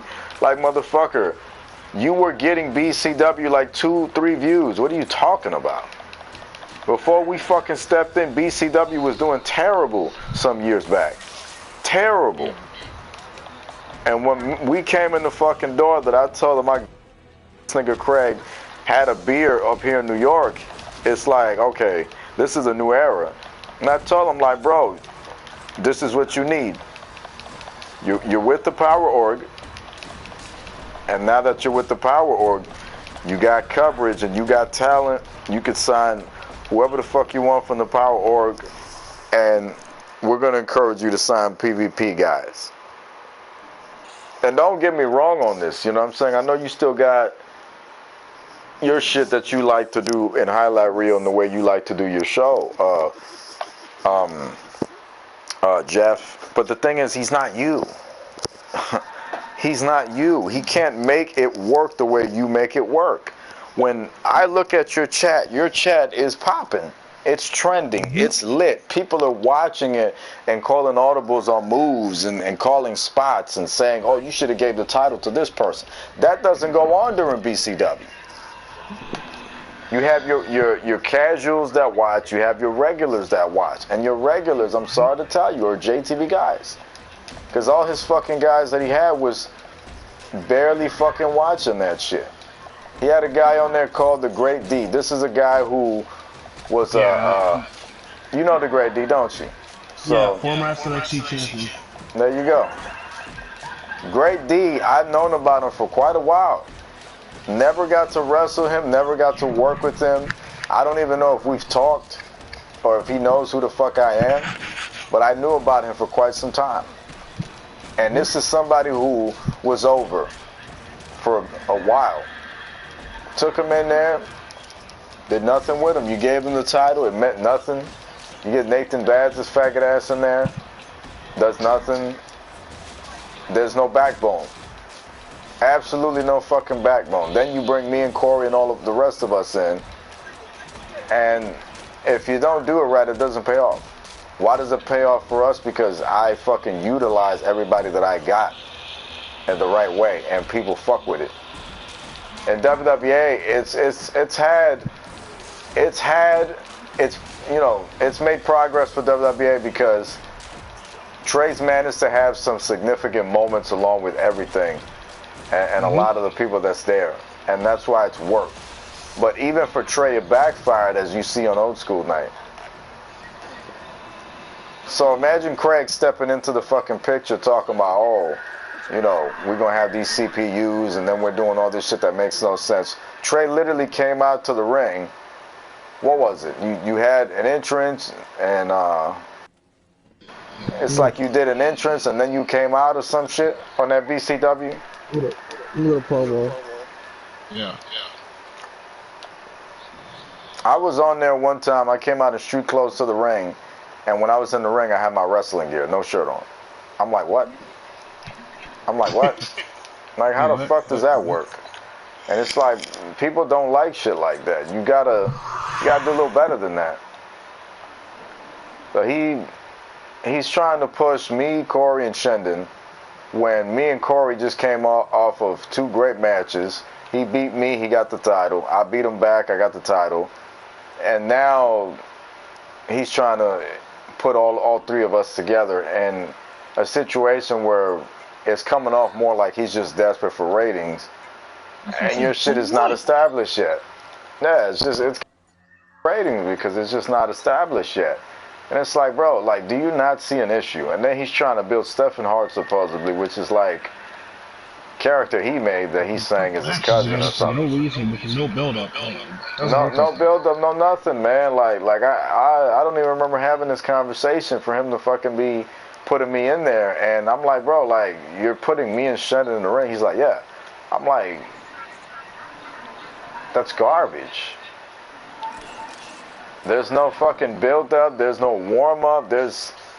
You're speeding the shit up. I mean, I know we got it going on this fucking weekend at Vendetta, for crying out loud, but this has been something that's been building for a couple of years since he came through. Yeah. It's been like a year and a half. Right. So it makes sense at this point to push or tamper with it.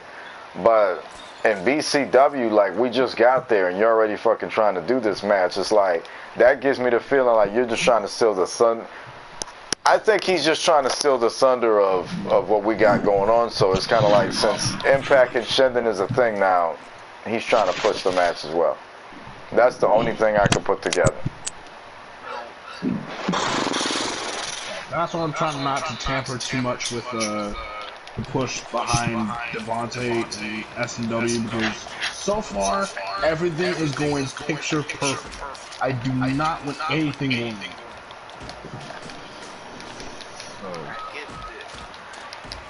I know he wanted someone to go in there and take the power off the Bravos. I was more than happy to do that. But after that happened, what? That's the big question. Then what? Exactly. gotta think about it. Like, okay, you'll get the win, but then what? Like same thing with me. He wanted me to take the title off of Rockstone because Rockstone doesn't get on like that, and Rockstone was leaving anyway. I was like, all right, cool. Then tape in advance, bro. I'm sorry to say it, but BCW's not that important to not tape in advance. You know, like, what do? You don't do cutscenes the way we do them. All you do is fucking matches, and it's not even good. Literally had that fucking match with those other guys where they were doing a whole bunch of shit that made absolutely no sense. Big dude picking up the fucking small dude. Like nothing. And then he wants me to cut a promo to do an open challenge. And then you have me, it's like, and then you have me lose the match.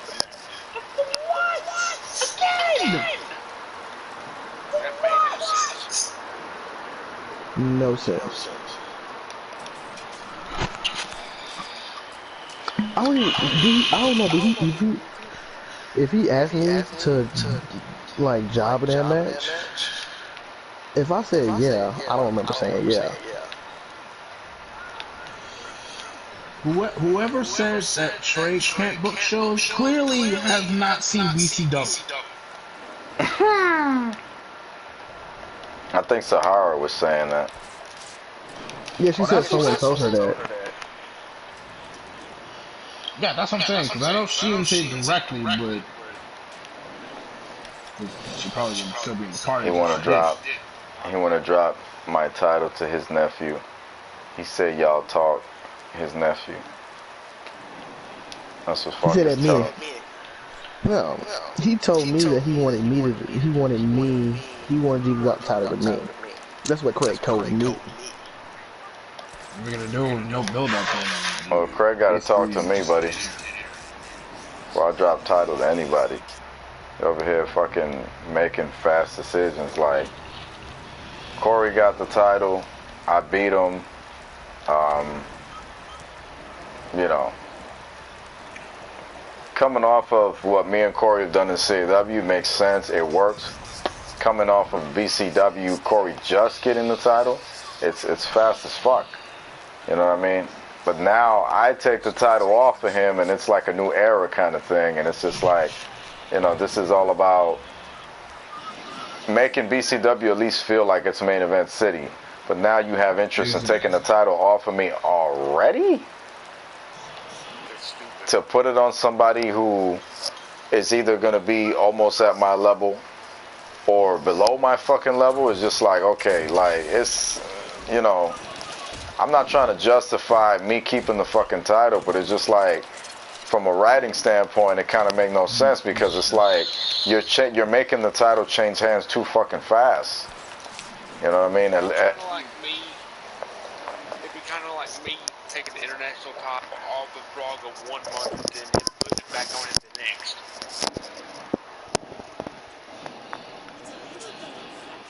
It's just moving too fast. It's moving around too fast. If you're gonna have me drop the title, at least try to wait like a pay-per-view or two. If I'm Craig and I got Impact as my champion and I'm with them niggas, the Power Org, and I'm like, okay, them niggas is like backing me, and I have an opportunity to get eyes on my product, then I'm gonna put him as champion, keep him as champion for a bit, and do shit. Before you change your hands like that, like. I'm saying, I'm speaking as if I'm Craig. And if I'm Craig, I'm going to use J-Kid or Kevin Impact, and I'm going to fucking get some big matches out of him and try to get eyes on my product and then just do shit that makes sense and use him to build other guys that I have. I would be on some, yo, Kevin, can you cut promos for me and get my guys over and this and that? That's what I would do if I'm him and I have Impact or people like that on my roster, you know what I mean? A Trey or you or a Corey, whoever the fuck, you know, somebody like that. That's what I would do. But no, he doesn't seem to be trying to do that. He seems to be trying to build his cousin and CPUs and shit like that. And it's like, I told him about that some time ago. I'm like, this PvP CPU shit, it's not gonna work for you, bro. There's people that can do it and it work because they tell a different story in a different way. How do I explain? There's people that don't do PvP. They do cutscenes, highlight reel, all that stuff, and they make it work because there's a story that they're telling. So it's different. Craig is trying to do what we do and sell it his way, and that's not going to work because, you know, for him to fucking do it the way we do it, it's got to be PvP if he's going to do it like that. If you're going to fucking go in and try to be like doing the shit we do, you got to be PvP. You can't do CPU because the CPU shit is not going to fucking work. It's not going to work because you have... Especially if you're not using highlight reel now. Right. You got me and niggas like Trey and Corey. And these are niggas that's like real fucking wrestlers. They're not like PvP character created. These guys have been wrestling for years. They're known. And same with you. And it's just like... You stick them in there, and now you're trying to have them lose to a fucking computer and a character that looks fucking atrocious. And people wonder why I do what I do when they want to try to hate on who I push. Like, I'm looking at the shit, and I know what the fuck I'm doing. I've been doing this for a while enough to know what the fuck I'm doing, who works and who doesn't work. Looks are important. It's not just skill, it's not just fucking mic ability. Looks are important. If your character's got the fucking right look, you're gonna be on magazine covers and Power Horde and this and that. It is fucking important. And I don't think he seems to understand that. He seems to be comfortable with the idea that, you know, you can have people with generic faces and worst of all, these cheap fucking tattoos that look like body paint. They don't even look like if you look at that guy that Trey was fighting, compared to Trey looks like an in-game character you just unlocked. Yeah. And his character looks like a guy that you imported from SVR06. The other guy, whatever his name was, Gentry some shit. There's two of them. And it's like, bro, like, do you fucking believe in your mind that anybody's gonna take this shit serious? They're not. They are not. And that's why it's not gonna work. Even if you want to be a simulation guy, even if you want to do that, it just doesn't work for Craig the way he's trying to push it. It just doesn't work for him. That's all I'm saying. It just doesn't work for him. He needs to just change the way he does shit. You know? Okay. He had me and Corey take... What does that mean for his aspirations as champion? What's that going to do? He's not gonna do it. I can already tell right now. If he's not willing to adjust BCW the way it's supposed to be adjusted, it don't matter that I'm there or I'm champion or whoever the fuck. It doesn't matter. Me and Corey can sell out BCW over and over and over again, and it don't mean shit if you're not gonna fucking do right with the product. If you're gonna fucking spend your time going, well, J Kid, you know, your show did pretty good and mine's kind of suck. I think it's time we hang it up. You're not gonna get nowhere, dog, because it doesn't work that way. You think back, fucking years ago, when SYM was out fucking doing his show on CC 11 years ago and kicking fucking ass against that other fucking show and everything they had going on. If I would have sat there and went, well, you know, your show's pretty good. I think I should stop doing mine. I wouldn't have gotten anywhere. I watched the Titans of the old CC fucking battle it out, and what did I did? I shut the fuck up. I learned from them. I crafted my shit. I improved. I learned how to write. I learned how to be a promoter. I learned how to sign people. I was one of the first promoters in the SVR world that was signing people from online to the show. And that's something that many people weren't necessarily doing. They were just writing and making storylines on them, posting them. And that happened by mistake, and I'll give credit to Lowrider for being the first one to knock on the fucking door, say, hey, can I join? I'm like, I never thought about that, picking people up from online, because the show was originally just me and my neighbor. That's what it was supposed to be, and my characters, the Newsom Club, you got Flash, the Phantom, characters like that. Time went on, you evolve as time goes on. Craig, it's time to evolve. You have to evolve. If I wouldn't have fucking gave up years ago, I wouldn't be where I am today. If I would have given up. You can't. You have to improve. It was a point where I could have just stopped at like Shockmania 4 and just called it quits before, granted, COH. I'm like, okay, that gives me a chance to evolve. And it works. Not with the COH, I probably wouldn't even be here. Yeah.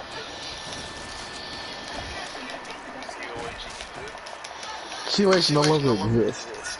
Yeah, it no longer exists, but regardless, and I went to COH, wouldn't have met Trey, wouldn't have met Jay, wouldn't have met Mark, Corey, D-Man.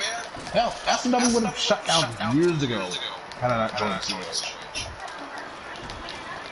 Look, I got word from Trey and from Adam Oliver and all these guys from your page.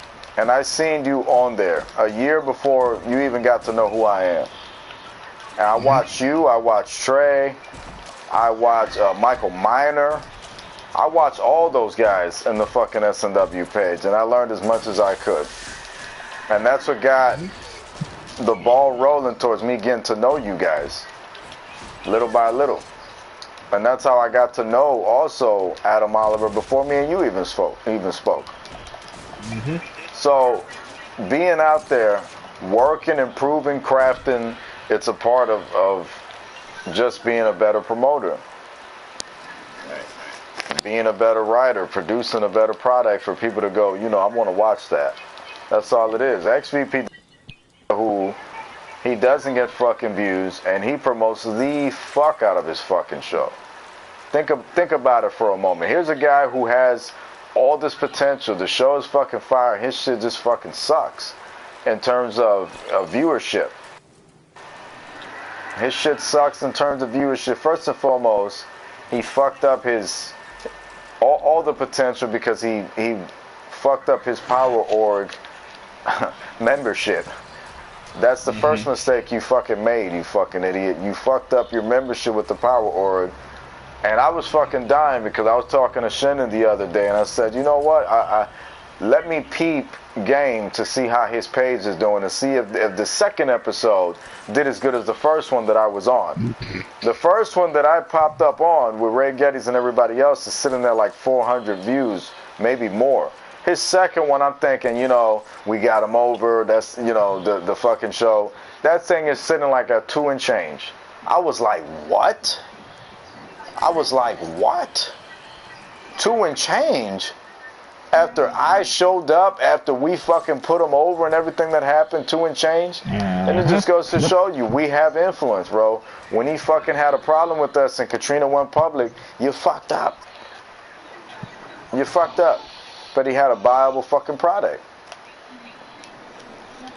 And now he's regretful about the fucking situation. Last year. Let's go all the way back to last year. 700. That was the peak. 742 views. That was the peak.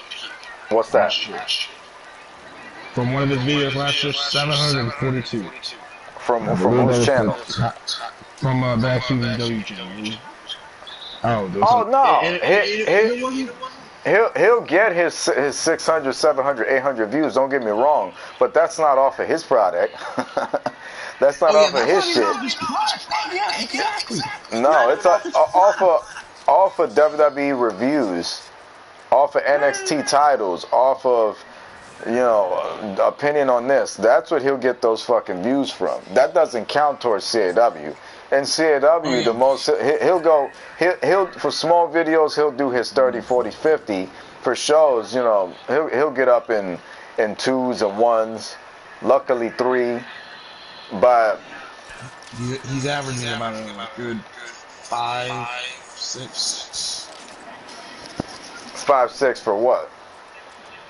56. He's averaging about 50, 60 views. There's also 240. For some of the shows that he's running, but he's fucking down. He's down dramatically from where he originally was. Cause he's not even averaging. He doesn't have the fucking backbone of people, and like they don't give a fuck. All those people that he signs that are supposed to be fire ass niggas for XVPW and all this other shit. You know, it's crazy, bro, because Max either comes out of the pocket or he had poor little Katrina fucking pay for the shout outs that he fucking had and everything. He's got Brian Pillman Jr. on there talking for XVPW, all the real Brian Pillman Jr. And he's literally just fucking desperate for ratings, and he's trying to have all this shit going on, and it ain't fucking getting him shit. It ain't getting him shit. If I threw money around and I did an interview with New Jack, it's gonna get some views. It's gonna get some fucking views, and I start tagging you motherfuckers in the shit. If you do your shit the right way and put on good fucking shows, you're gonna get attention, because people like good content. They like good shit. But then once they find out he's a piece of shit, and he's over here fucking saying his fucking shit is garbage, and you got all these weird motherfuckers on it, doesn't work out.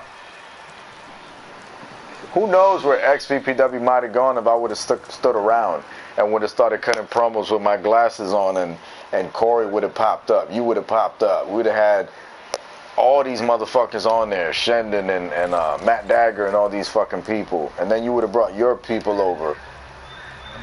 XVPW would have been popping, but you fucked that up. I never wanted to work on that person. I believe you. I definitely believe you. Absolutely believe you. Bitch, can you climb? Hello? That's exactly right. How did you know?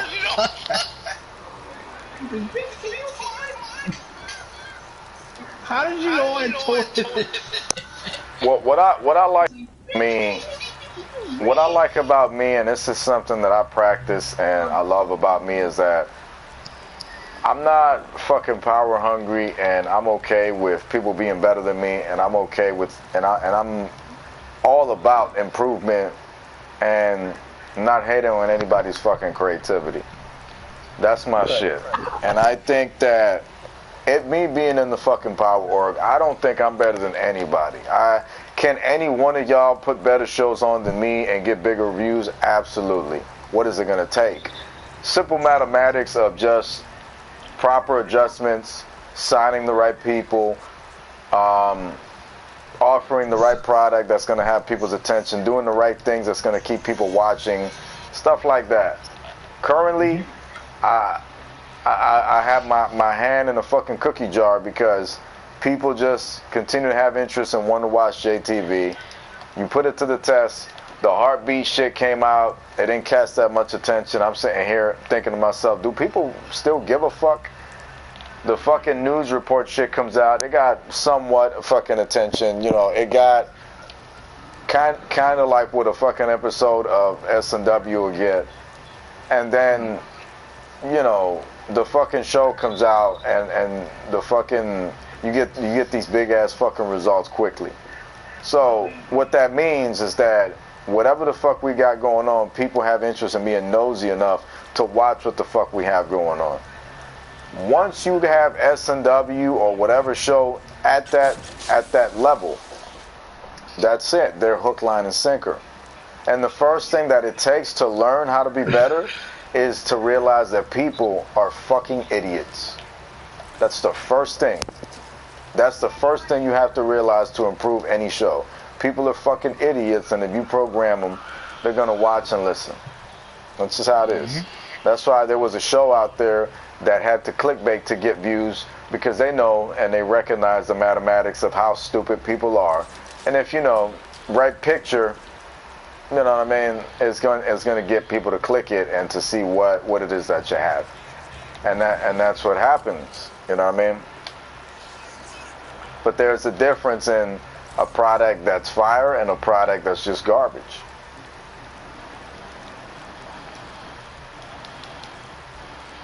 You're willing to go the extra mile, you're gonna get good results. Max, XVPW, that's an interesting concept to me. Why? We get more views than XVPW when we put out shows, and we have less interaction on social media. Max with XVPW gets less fucking ratings than we do per shows, but has wonderful, healthy interactions on social media. If Max puts a post up of his show or a photograph, there's going to be like 25, 35 comments on it. Not with us. I have to literally ask people to engage. Now, if I go and drop a Kevin Impact statement and I'm making fun of Chris Wonder Tower or SYM in your mouth, you know what I'm saying? You're going to see spamming in the comment section of Dreams and Ops and people like that talking all this shit. And that's how that's how it rose, bro. That's how shit moves, because people like that fucking drama. Why is it that Max has not been able to capitalize with the healthy social following that he has on social media and niggas don't watch his show? Simple. Difference in IQ. It's I'm just saying it's fucking interesting. That's all I'm saying. It's very interesting to me. It really fucking is. And he tells them to watch and everything, just like I do. They don't care. These niggas will pull 40 views, 60 views, 80 views, 105, 225 if he's lucky, per show. And then he'll go and do a review on the fucking new WWE Cruiserweight title and have like 600 views. Yeah, 500-600 views. Like, why isn't that carrying over? They're not interested. So what is it with us? People are interested. Not many people are interested, but a lot of fucking people are interested in clicking on to see what the fuck we're doing. So that's what it is with any fucking show. It has nothing to do with JTV. With any show, you make that right fucking adjustment, you grip them motherfuckers, and it's a wrap. People like hearing people telling like it is. They love real shit, but they love fake shit too.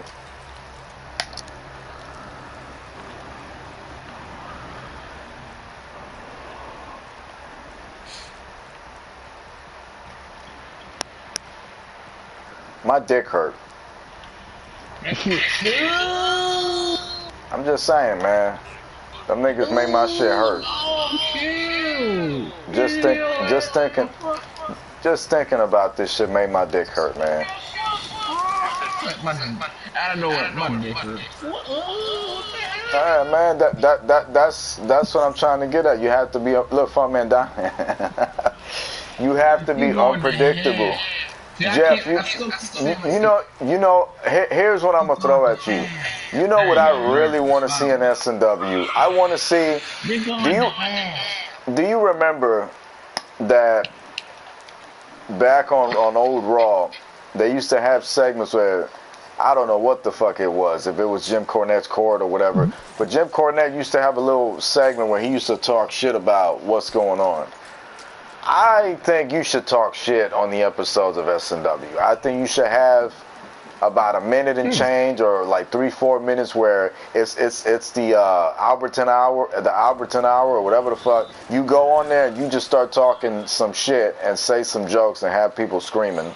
That would be interesting. That's something I like to see. So basically like a first take or some shit? Whatever the fuck you want it to be. I just like to see you. Do you know why we signed Trey Jeter to JTV when we saw him in S&W? Trey was signed to JTV because I had scouts checking him out for a bit, and I took a close look at him, and I wasn't trying to steal him from you because I had the concept in my head of the Power Org idea either way.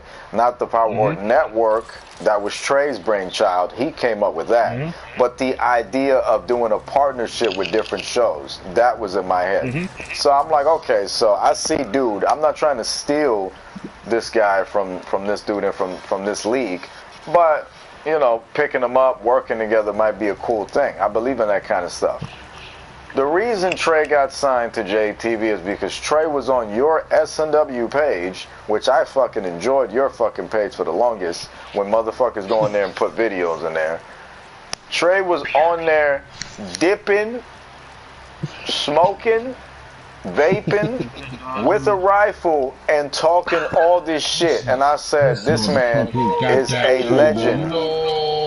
I'm like, bro, how do you cut a promo and you dip? He talking about... I'm like, nah, bro. Nah, and he talking all this shit in the backyard in the grass. And he's, bro, this nigga is talking shit, looking into the camera and blowing smoke in the camera. I'm like, oh my God, I need to sign him. And that's the second person I wanted, because the first was Adam Oliver. That's the first person I wanted. Just because he said he was the fucking corruption killer or whatever the fuck he said he was. So he had a different name at that time. So I saw Trey and I said I would like to work with him. That's why we picked Trey up, because he was talking shit and speaking his mind. That's simple. As time went on, I became interested in... Gimmick got killed by Carl. That basically killed any hopes of another world title going to Adam. Had that shit not happened, Adam Over probably would have retired with at least 7 or 8. Call All-Stars kind of killed. Call All between Walsh and Crack and AJ Young and all Sean Walsh's little itty bitty crew of idiotic retards. Sorry, I know you hate that word, the R word, but that's what they are. They're retards. We try not to use it. Yeah, but I'm sorry. That's the best way to describe them. They're retards. No, I said we try not to use it, but I mean people are fucking dumb, bro. I get it. I get it. They kind of. The reason I stopped doing promos like that was I was doing one like that, and I said the N word, and I said nigga, and then they all jumped out my goddamn throat for that shit. Yeah. I know Ray's real picky about saying the fuck word on promos, and so I am too, but I'm not gonna go down your throat about the shit. I encourage people to say fucking JTV sometimes in promos, because it creates that realism, like it's a real fight. You know what I mean? Because you don't hear that in wrestling like that.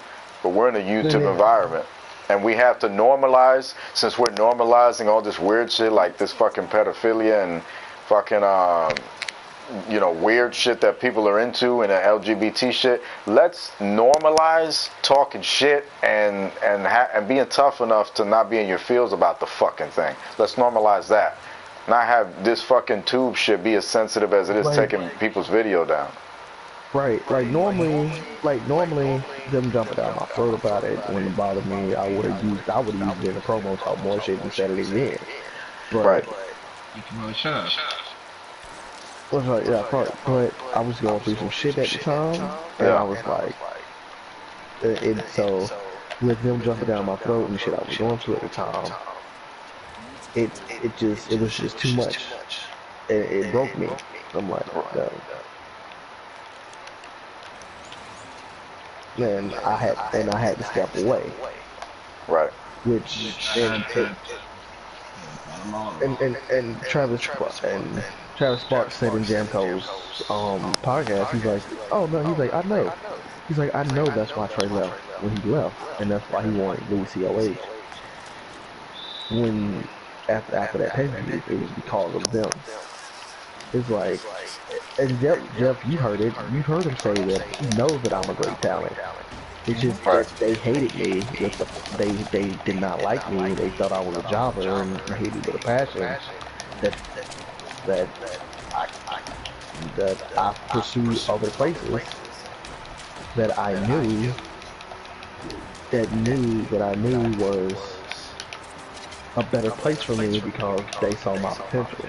Like you, Max, Mikey Truth, and hell, even Ray Getty. Like y'all see my potential.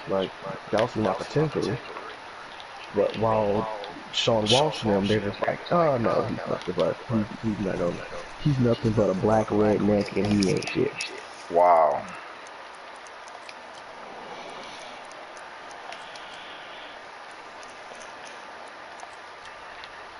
And I'm like, well, and now I'm happy for Jeff, but now they're pushing Jeff into the world title picture just to prove Travis Sparks wrong. Just because Travis Sparks called them out on their bullshit Yeah. about them saying that Jeff wasn't world title material, and now they're like, oh, we're going to approve Sparks and Hall, and we're going to make him a world champion. Right.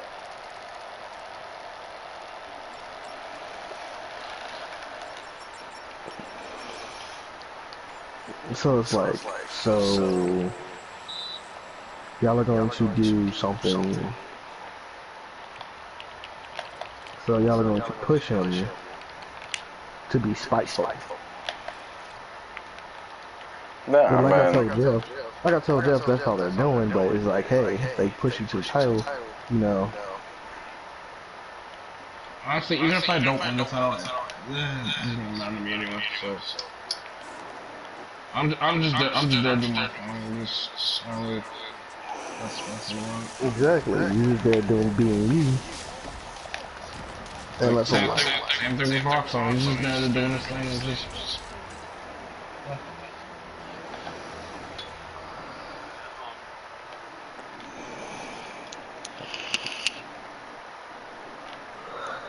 you know, I don't care if they find this stream. I'm gonna say this. Hey, yo, Walsh, I hope you and your whole team eat a dick.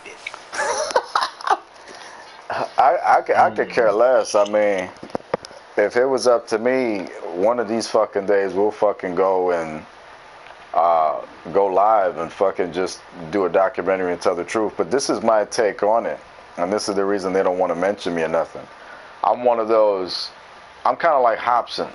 They want to keep me back, and they just want to keep me underground. You know what I mean? I'm one of CAW's top public yet underground promoters and commodities. You know what I mean? They didn't want me to fucking be up there with some of these fucking foundations and all this other shit. I had Travis hit me up before, but I fucking declined his offer. You know, and Carl All-Stars, we were supposed to do business in the past, like I said, and once I saw how fucking garbage they fucking are at events, I'm like, fuck you guys, I'm out of here. So, yeah, in a way, you know, they try to blacklist me, but as you guys know, with the Kevin Impact statement, everything, I'm a hard guy to fucking keep down. So to me, it's just like, I don't really give a fuck. If I hurt any of the motherfuckers feeling, I already know they can't step to me because I'll bury the fuck out of them. You just don't want to do it. And around 2K14, 2K15, I felt the same way. Yeah. I felt like, you know, I felt like Hop, and that's why I started wearing the white contacts. That's why I put the white contacts on my character. So right. I'm like, y'all got me out here feeling like Hop, so fuck it, I'm about to wear the white contacts. Because they came to me after that, that too. They was like, oh, why does he have white contacts? He looks, his character looks weird. Like, nigga, right. Like, because, you know what, whatever, hope all y'all die. Right. Like, all y'all die a horrible death. And y'all can go fuck each other in the ass. Like, you know.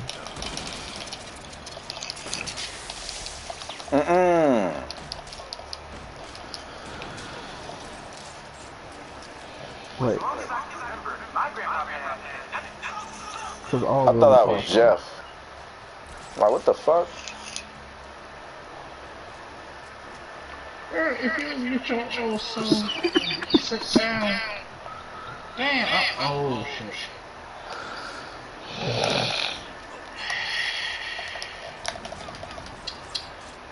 And if this was at this moment, though, I actually feel sorry for Charlotte.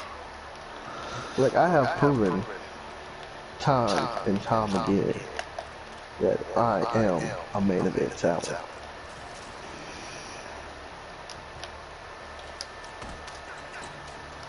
I proved it in JTV, I proved it in SNW.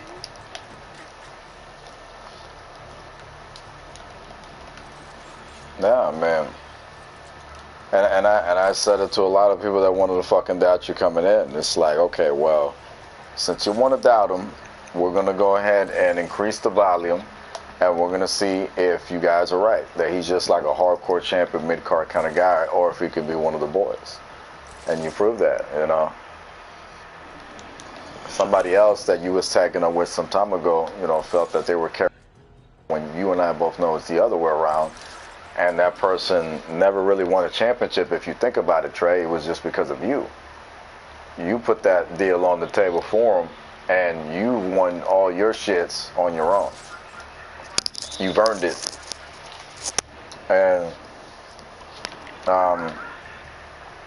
I'm proud of that. The same thing happened with Corey for the longest time, bro. They was hating on him. They still hate on him. And I'm saying Ray obviously has a problem with him. They was hating on this nigga for years. Corey's been around for 10 plus years, and oh, he's a golden boy. He gets everything he wants. No, motherfucker. He's worked to get what the fuck he has. Kept thinking to themselves, oh, he's giving things. The only thing I give people in JTV is opportunity. It's up to you to show me that you have what it takes to be this or to be that. That's it. His whole statement that he made is bullshit. He's like, oh, Trey is lazy, and Trey was lazy. Every opportunity that he had in JTV was handed to him. Yeah. Not really. It's like, not really, because if I'm fucking Puerto Rican piggy, that's all folks. Because I gave all the titles that Wolf had, I gave it to him. He lied, went under oath, and went public and said, nah, because I earned everything. You worked hard to fucking be better as a star, as a talent. But all the championships you had, bro, I literally handed to you. What are you talking about? I literally handed all these championships to you. And the same with, I gave Draskell the fucking title opportunity. He fucking won the match. You know what I mean? But there were other people in there.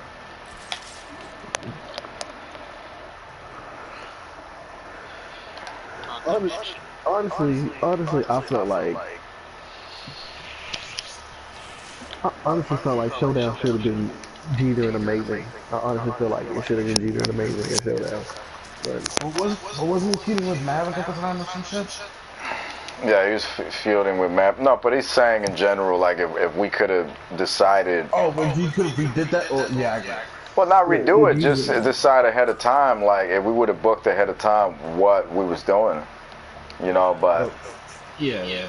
That's what it was at that time. Jeter versus Maverick for the world. Because you gotta... A movie for the world title at Showdown, that would have been fire. You gotta remember that D-Man still wasn't the World Heavyweight Champion. He should have been, and I told, out of anybody that should have at least been in the main event, Mr. Amazing is the name that keeps coming up, because I should have been told his fucking story. And I wanted to tell his story, and I was considering it back and forth, but somebody else was also petitioning for the White Boy story, you know? And yeah, it was my idea, but that's kind of like what it turned to. And then that's what we were pushing. And then I was trying to get a triple threat going on, and that wasn't going to work, so... that same person was also like, oh, let's send Trey and Dreams back to next gen. I remember that. What? Yeah, that happened. He's not lying, it happened. And I'm like, Trey's former World Heavyweight Champion, and Dreams is like a call-up from next gen that I'm trying to do stuff with. Why would I do that? That absolutely makes no sense. That makes no sense. Like he was like, oh, Trey shouldn't be in the world title picture. It should be Porky the Pig. It happened. Let's be honest here. He's been in the ring, but on the mic he fucking sucks. He's nothing on the mic, bro. He was literally passing the mic to Trey every 2 seconds. What mic? Trey's the one that's over here fucking speaking the gospel, and this nigga's like, Trey will be on some, yo, we're a menace to society, and Chris will be on some, oh, yeah, what he said. He'll just fucking agree. Like he was talking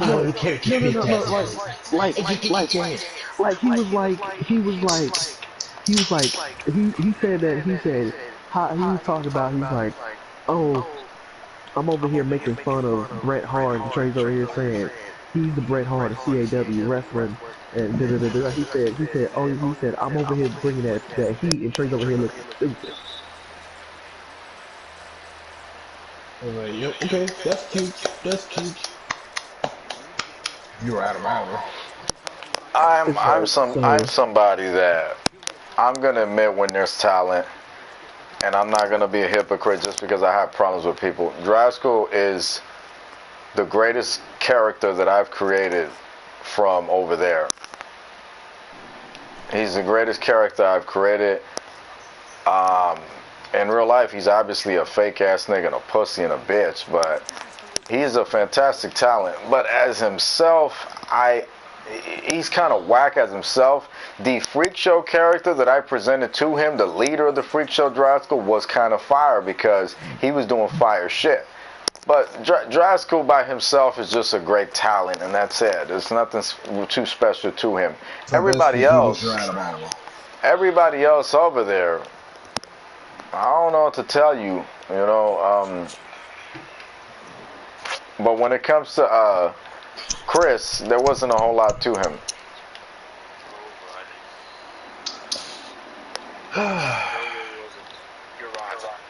He looked as cool as I wanted him to look. And I told them that. I'm like, bro, everybody started taking Chris serious the same way everybody started taking Jason serious when I was fucking putting pen to paper and I was saying, yeah, these niggas is a menace. These niggas is a threat. You know what I mean? And they was like, yeah, that's true. These niggas is fire. And that's the reason they started getting popping.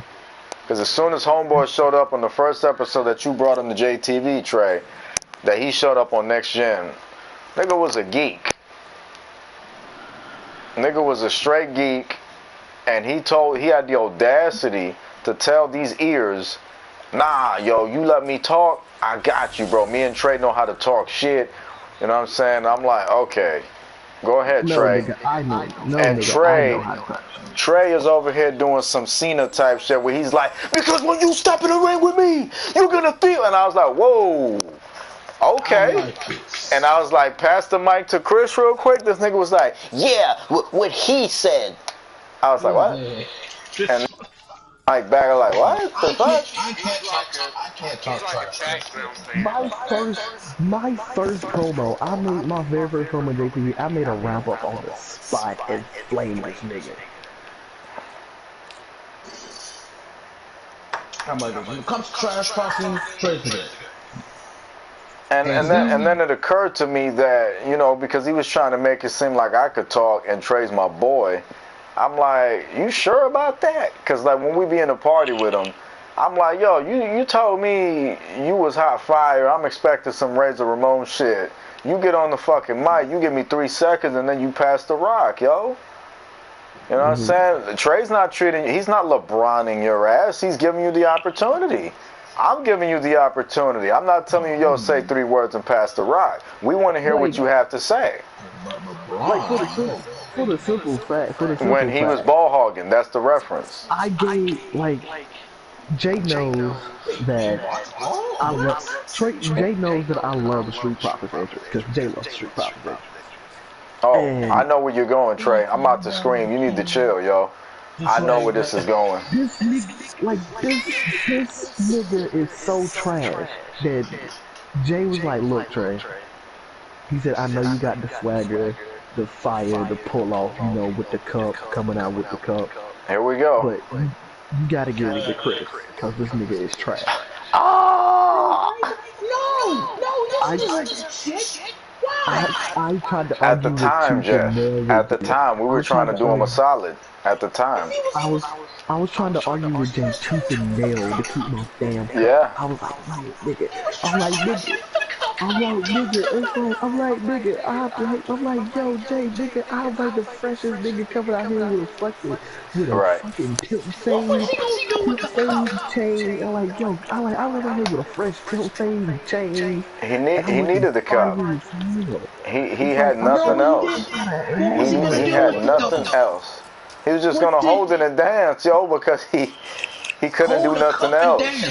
Trey literally carried that team. And this nigga dead tried to lie to me and convince me that he was the fucking man. I'm like, bro. I was the one that carried your drum ass to little tactics. Like, bro. Hold on. Let's go into that whole guerrilla tactics thing. Jeff is still trying to figure this out. How the fuck did I leave? How the fuck, exactly, how the fuck did I leave and get kicked out my own shit? And Jay tried to figure it, Jay, and I asked Jay that shit, I was like, Jay, how the fuck I leave and get kicked out my own shit? Jay's like, he said that shut your dick in your mouth idea, that was his idea. Yeah. I can't. Yeah, he wanted, the reason he wanted to take you out, well, let me let you go ahead and keep going, and then I'll give you mine. So, not only did they kick me out, they said I stole the idea of Guerrilla Tactics. And of Gorillas of Destiny. Yeah, they said I stole from Gorillas of Destiny. Yeah. And then two, which is not true, and we explained that to. Then two, they kicked me out and changed it to Renegade Pop. Yeah. Nigga, what? That's it. Nigga, what? Say what? I mean, it was supposed to be an innovative concept, and the very first thing that came out of my mouth when I spoke to him about that was, I don't like the name. I think it's generic and I think it's garbage. And he wanted to try to argue with me. But my take was, at the time with everything that was going on, I was getting fingers pointed at me for being a controlling person or whatever.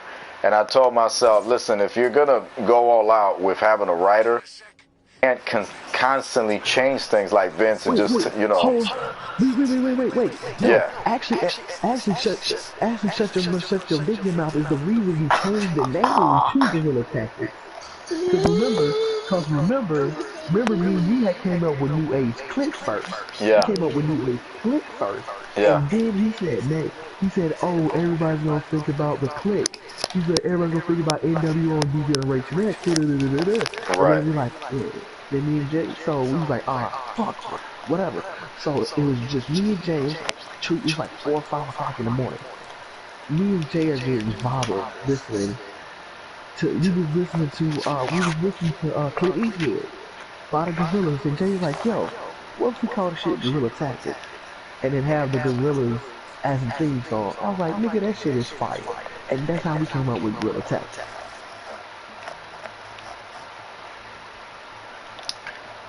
Guerrilla Tactics was an original idea based off of the Clint Eastwood and the Gorillas concept of being pretty much gorillas that was fucking hungry taking over. Had nothing to do with New Japan or nothing like that. Yeah, and then Jay was like, what color should we have? I was like, what if we made that shit camouflage? Like we a fucking army. Yep. And Jay's like, that shit is fucking fire. That works. And Jay didn't even have camouflage, did they? No, they didn't. No, they did. I was like, what if we had... I was like, what if we had camouflage like we were fucking army? Jay said that shit was fucking fire.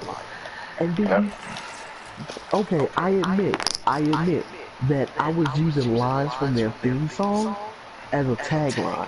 I admit that shit. But the way I presented it, that shit was fucking fire.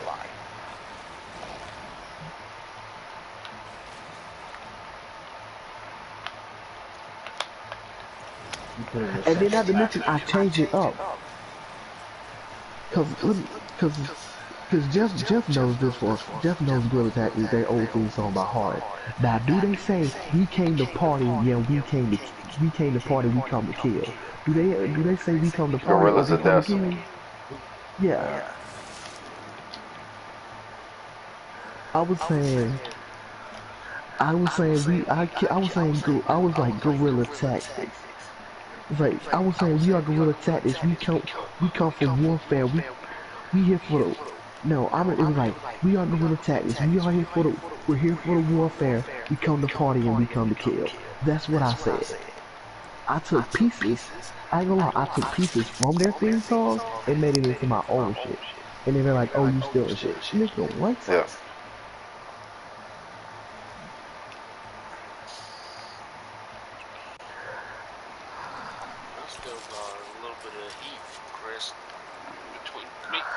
I still have problems with Chris myself. And then they want to go on their podcast, their year podcast, and say that they they want to go on their separate podcast, their new podcast, and they want to be like, oh, this, and this. They want to be like A, B, C, and D when A, B, C, and D is wrong. And Chris, because I listened to both of them. I'm not gonna lie, I downloaded and listened to both of them. In Chris's podcast, he said that this is the biggest cap he ever said. He said that he was the mastermind behind Guerrilla Tactics. He did say that, right? Nigga, what? Chill the fuck out. He is the Skip Bayless of that podcast. He is the master co-ride tail rider. That's what he is. I didn't even tell Jay what he said. I was like, yo, Jay, go listen to Chill, Jeff. Chill out. I was like, no, Jeff, this is how the conversation went. Jay came in the party, he was like, yo, Trey, why you being quiet? I was like, go listen to Chris's podcast on the other side. He's like, why? I was like, just go listen. Jay comes back 20 minutes later, fucking dying. He said, did this nigga really just say he was the mastermind behind Guerrilla Tactics? I'm like, yep. Jay said, that's the dumbest shit I've ever seen. That's one thing to tell the truth, bro, but lying just makes you look so bad, bro. It's just so bad. Niggas be lying. If I may draw comparisons here. And I didn't think SYM was like that, bro. I knew he was a fucking drama queen, but I didn't know he was a fucking liar like that and a fake ass nigga. I didn't know. And to fucking find out. He technically hacked Trey's shit. To find out, yeah, this stupid motherfucker went on there and said he hacked Trey's shit. You notice they took the fucking video down. I'm like, that's interesting because he probably told his dumb ass, yo, bro, you can't go public and say stuff like that because they could use that against you. You go to jail.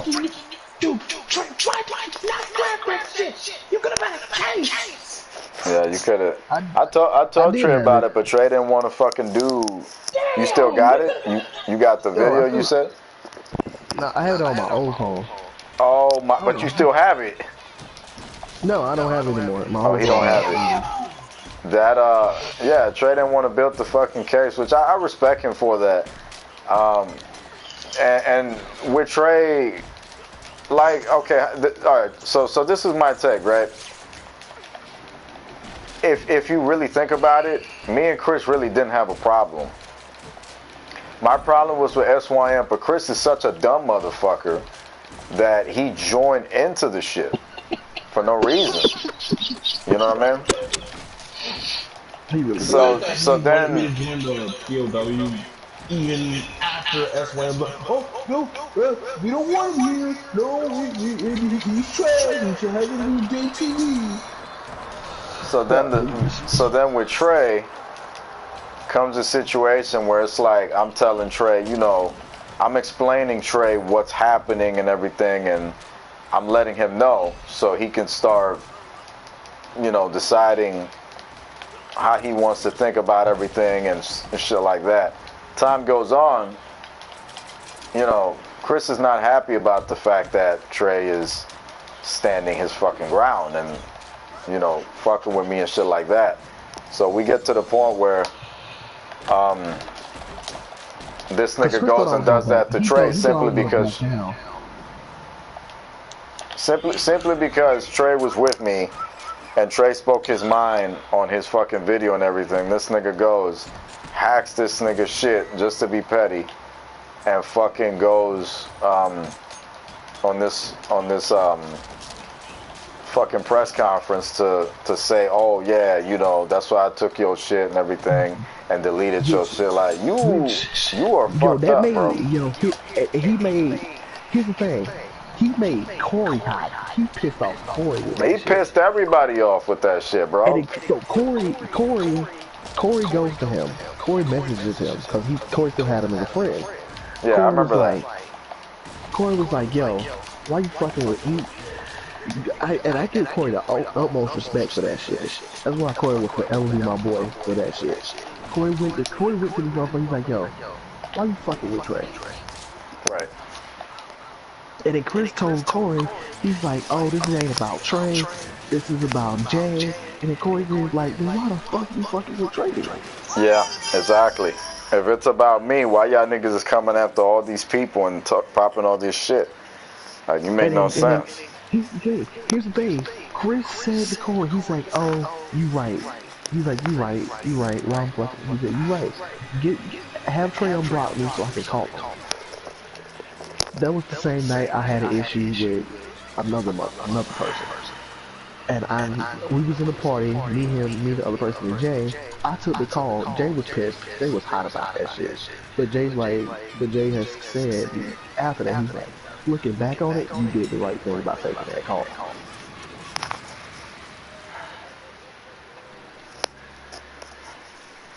And then he goes in there, he's like, oh, this ain't about Jay. This ain't about you, this is about Jay. We can still be friends. We ain't gotta talk about my show or your show or JTV. We can just play games together and be cordial.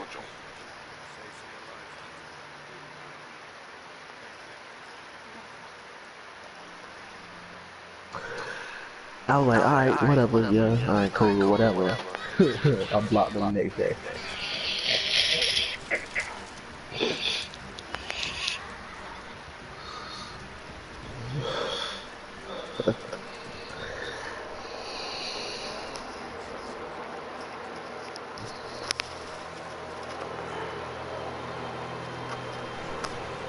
But all I gotta say about this is that he was on some fuck shit, he'll forever be on some fuck shit.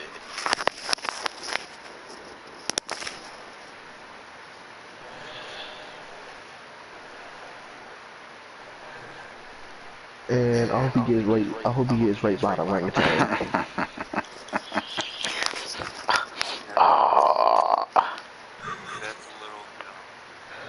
Matter of fact, I hope Harambe's son raped his ass. Oh my god. Shit, I'll push his ass in his goddamn gorilla cage and watch that. I have to watch that shit and put it on YouTube.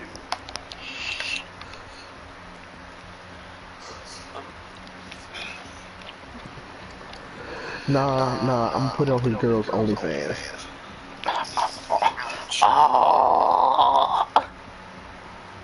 You've learned too much, Trey. You need to chill the fuck out.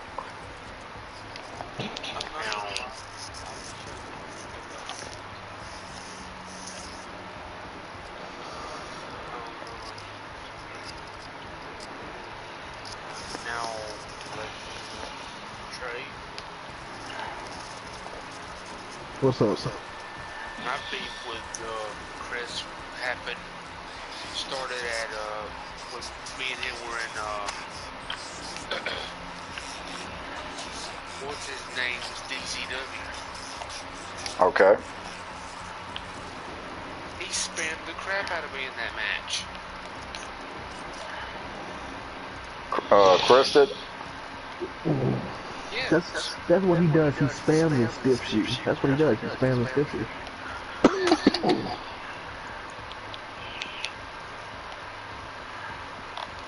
Well, he also runs from you when you get an upper hand on him too. Just look at my match. All he did was stiff me that whole goddamn match.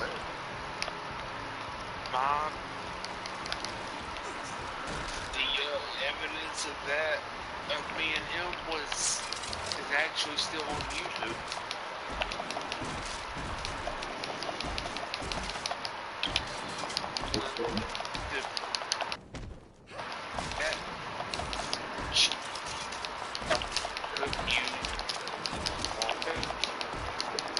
He had the nerve to call me generic. Motherfucker. This is somebody who's still using a generic face, by the way, no scan. He's always been generic, actually. Now,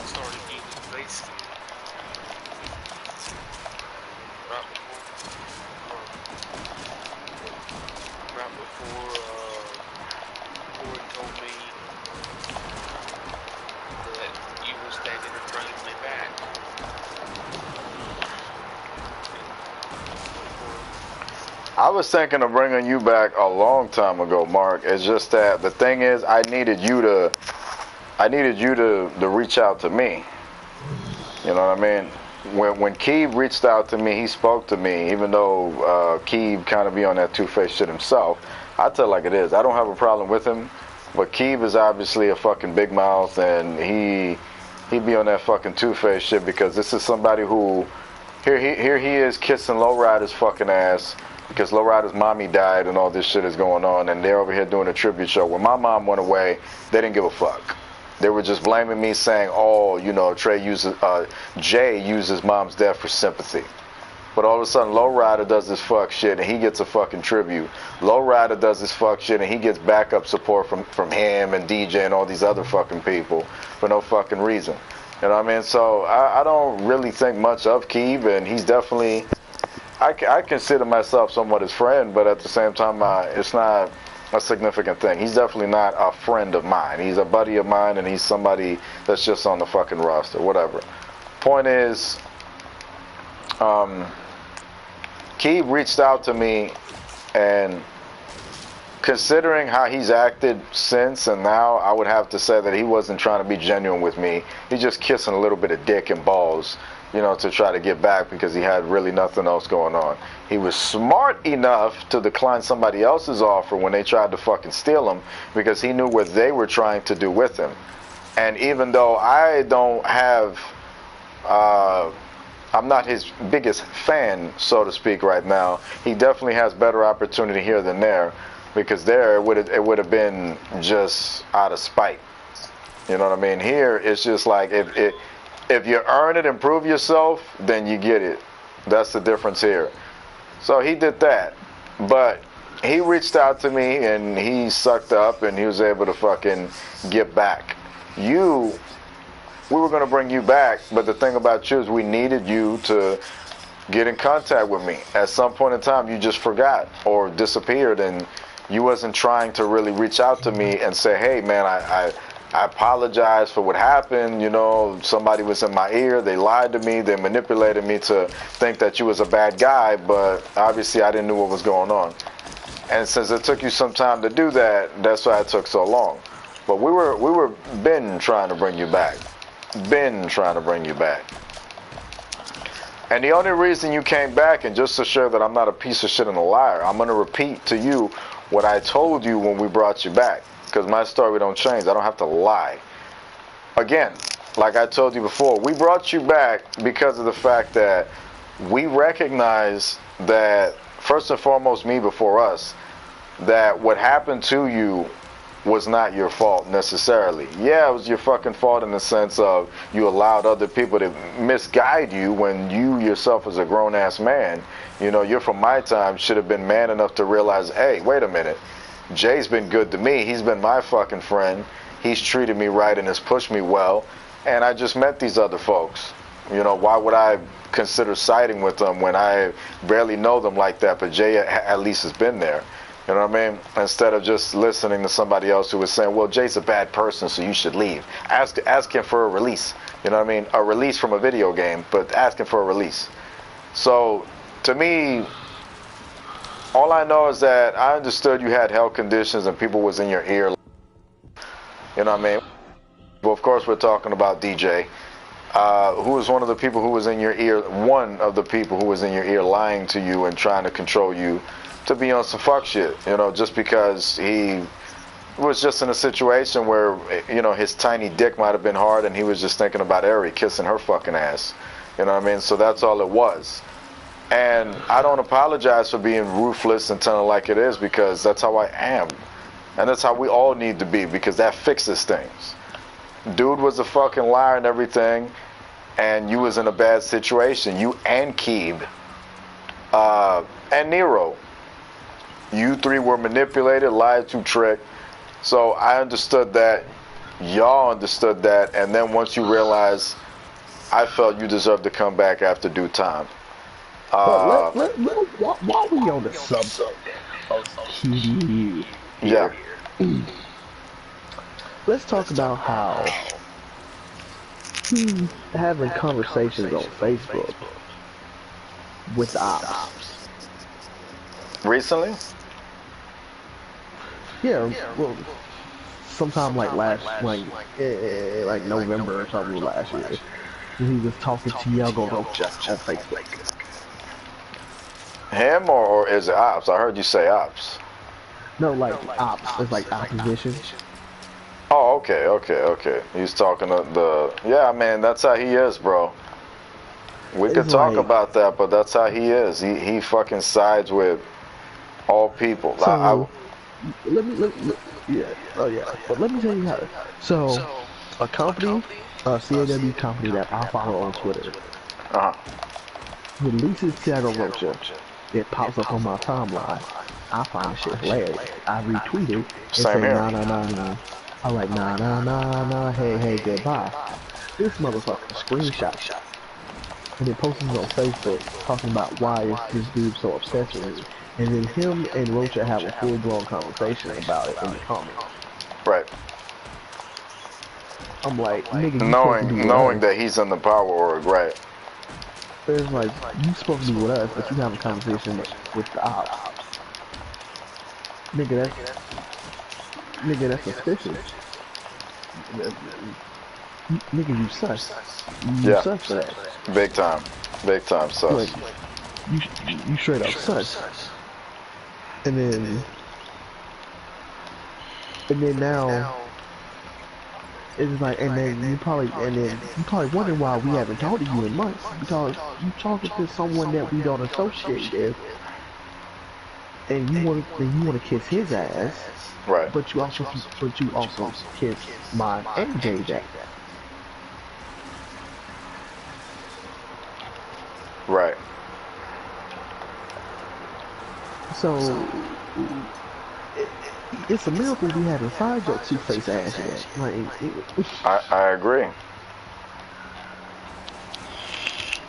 it had been anyone else, they'd have been out the door. It's like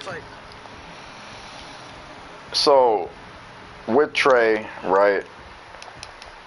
I spoke to Trey about this some time ago. They had a problem because, and I'm not gonna fucking repeat it because I don't even want to waste fucking time. But you know, him and Trey had an issue, and all of a sudden he thought that he could talk to Trey however he want. And I said this before, I'll say it again, because there's been a lot of people in the past, people who used to be CEOs and stuff of that nature, that felt that I would side with them specifically and be on that control shit like everybody claimed not everybody, some people claim I was. I don't fucking do the favorites thing, bro. I don't. When somebody's wrong, they're wrong. So Keeb fell into a situation where they had a problem, and I told Trey, you know, you have the right to get rid of dude if you want to. This is your choice. Trey decided how he wanted to decide and decided to stay involved with him. But he's been very fucking disrespectful to go ahead and proceed to fucking not just run his mouth, but also fucking have a conversation with that person that Trey mentioned earlier. You know what I mean? Who used to be here, that was getting a hell of a push. And me and Trey knew that this person was gonna fucking defect for the simple fact that it was pretty obvious, especially after we found out that he had buddies over there. I'm like, oh yeah, he's definitely gonna fucking defect. In which, you know, I told him respectfully, and this is how you know this kid is a piece of shit. Me and Corey used to think he was and I'm talking about Cruz Romero, Thiago Rocha, whatever he calls himself. Me and Corey thought he was a really sweet kid because he was saying really, really cute things. Stuff like, oh, I'm just so happy, and all the, you know, going on Instagram Live talking about how happy he is that he's here and everything. And I tell Corey, I mean, me and Corey was literally next to each other, I think, at the time here in New York. And I tell him he's a big fucking sweet kid, and I love that. So I love Thiago. Fuck he calls himself. He has such a personality issue. And I'll go ahead and call I tell shit how it is, and I've always told shit how it is since day one. That other show is nothing more than the SYM show and his ego. and that's what I'm going to refer to it as now. It's the SYM show. So when it's so many shit to touch on, and I'm trying to take the fast route with it. So trying to take the fast route, these fucking people pointed out how the fuck he has personality issues and all this, and how they would not sign him because we fired him and all this shit. Yet they still sign him. You know what I mean? So it's out of spite. Well, with the Cruz Romero thing, it's all fucking been out of spite for the longest fucking time. His fucking friends are over there. I came to him in a party chat and I told him, yo, I'm gonna keep it real with you because this is all I can do with everybody now. I know what you're thinking, and he's all quiet. Is that what you mean? And I'm like, I know exactly what you're thinking, okay? We got the news, we know what's going on. I know that you're thinking about going over there. So before you even say anything, let me just suggest to you not to do it, bro. Don't do it, because it's not going to be good for your fucking career. And the reason he thought about going over there, was because I said, fuck everybody that was over there. He got pissed off. Alright, well, whatever. The point is, dude obviously was going to defect. We knew about it, and I was trying to warn him to save him, to help him out. I'm like, look, I don't specifically give a shit if you truly just want to go over there. Talk with me and we'll negotiate and everything will be fine. But don't stay fucking quiet like a weirdo that you are in the party chat and just be like, yeah, I'm with you, and then still fucking go over there behind my back. Don't do that, because then you're gonna fuck up our relationship. And you know, he was agreeable with me. We had like 3 conversations, Mark, in a party chat in which I talked to him about the same thing, because he would continue to fucking mention them or something like that, and I would tell him, bro, I'm talking to you again. Stop what the fuck you're doing. Think about what you're doing and stop it, because you're gonna fuck shit up for yourself, and you're gonna fucking destroy our relationship. Don't fucking do that. And he again would be agreeable, just like Tyler Steele's faggot ass, and yet they will still go and fucking promote whomever the fuck. And this is why we got to this fucking point where we had to bury his fucking ass, because he's very disrespectful to us, and then he wants to be ignorant and childish about the whole fucking thing. Just like everybody at the SYM show. Not everybody, because I don't fucking know everybody over there. I don't have a problem with all of his talent, just specific people. That's the thing. Same with XVPW. It's specific people that I have problems with and that have issues with us. As much as they want to say it's about me, it's not. Because if it's about me, you keep it on me. You talk about JTV and all this other stuff. If you're trying to compete against JTV, guess what? It's about all of us. It's about all of us. Period. So don't say it's about me. It's about all of us. Trey's been mentioned several fucking times. They've mentioned Shendon. They've mentioned Cassidy. Okay, so don't give me that. Really, don't give me that. And yeah. You know, you're not the only one that had a problem with Cruz. I did too.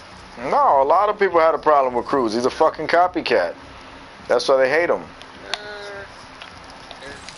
Back when I joined his little E-Fed, if you will. You joined his what? I joined EOH at one point after I left the first time around. What the fuck is EOH? You don't remember? You remember the show that he tried to? Remember, it's his little show that he tried to run. He tried to put up against Air to the Throne. Oh yeah, I do remember. Yeah. He got like 5 views. Chill the fuck out, yo.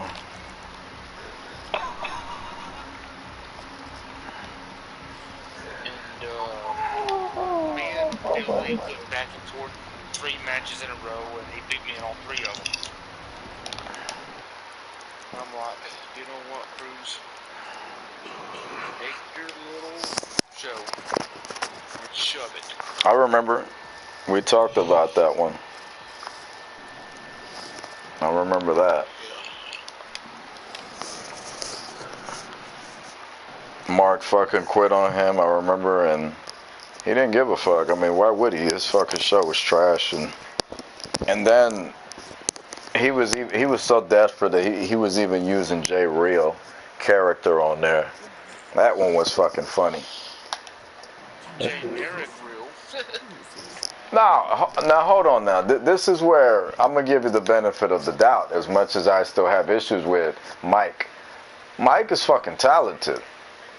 Mike is so talented that I've even told Trey recently, look, pick him up, put him on WWA if you want. I'm not that petty. Mike is talented. He's good on the fucking mic. He's talented. But he's just a little fucking bitch. And that's the problem. And I don't have a problem telling him that. You know, he's just a little bitch. That's all it is. He's a fucking little bitch. And he's fake as fuck. But he's fucking talented.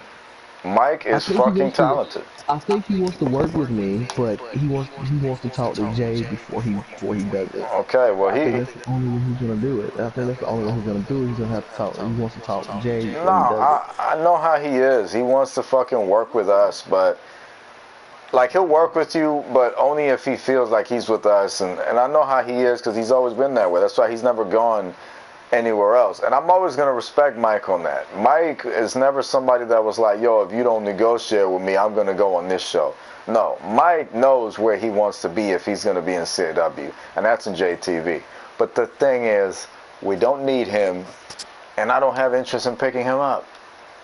There's enough fucking people that I got, and I need to focus on these people that need them. That's it. Mike has had his time in the sun. He had a shot at the World Heavyweight Championship. He quit the day of the match. JB didn't even fucking show up. You don't get another opportunity at those things, bro.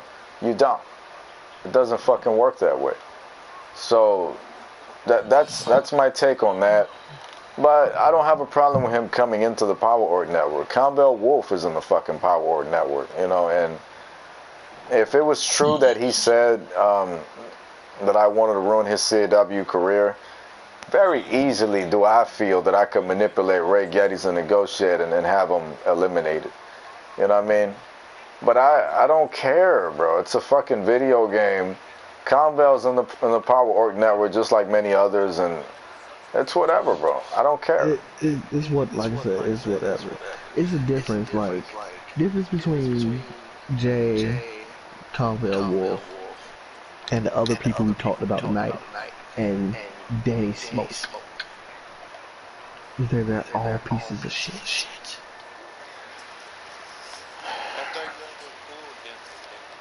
Hell no.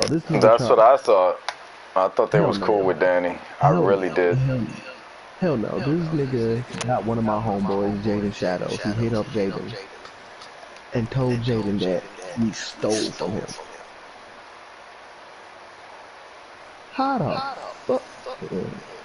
So one day I'm getting ready to go work for Nick, who's my big brother, who's in here, Angry Mechanic. I'm going to go work for him. So I can Nick is in here, right? So I can go pay off my debt. So I can pay, pretty much do some work for him and pay off my laptop, which I'm pretty sure I paid off my laptop with all the work I did while he was here.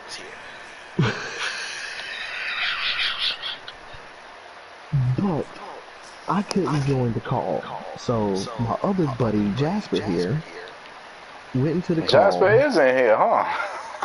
Jasper went into the call with Ryan and put this bitch ass nigga on notice. Right. Jasper, you want to explain that? All I have to say is, Danny wanted to smoke, and I know they say about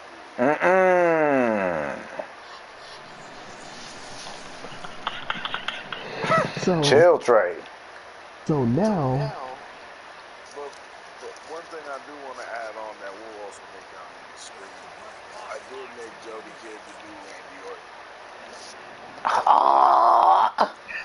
He got the mask. But And that once on one, that has I gotta use that in a promo. But like, you won't believe what the fuck I found scrolling down my page. But no. And now he has pissed off Jaden Shadow, and now Jaden Shadow has excommunicated from him. So it's like, that nigga literally switched to fucking PS4 to PC. You gotta go to fucking Nintendo Switch and play 2K. Now he gonna go to Nintendo Switch and play WWE 2K21. because he's pretty much pissed off the PS4 side of the CAW community. Like, you stupid bastard. And by the way, I have his character, so I'm putting this out here now. And WrestleFest, thanks to me and J Kids, something nasty gonna happen to him.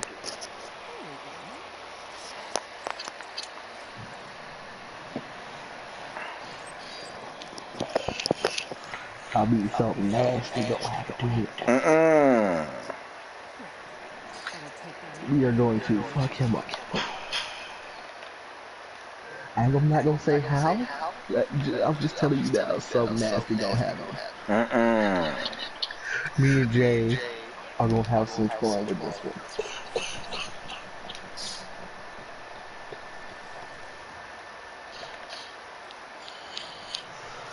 I'm just saying, we gonna have some fun with this. Pissed off everyone in the PS4 CAW community? Basically. Wow. Basically. Cause I told him after the whole situation went down, I'm like, you piss me off again, I will get you excommunicated from Free Dub. And he's like, no you won't. I was like, alright, go ask everybody in Free Dub. So I was like, I know there's a Free Dub chat. Go ask Free Dub chat who the fuck Trey Zeta is.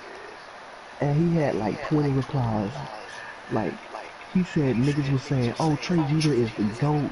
That's that nigga. He Carolina Hunter. You don't want to fuck with him. Blah, blah, blah. He forced in pain. He got power. Blah, blah, boom. And he's like, okay, I see what you're saying. I was like, fuck with me again, and I will get you excommunicated from Free Dub. So this nigga has switched consoles and systems because this nigga scared what the fuck I was gonna do with his ass Free Dub. Ouch.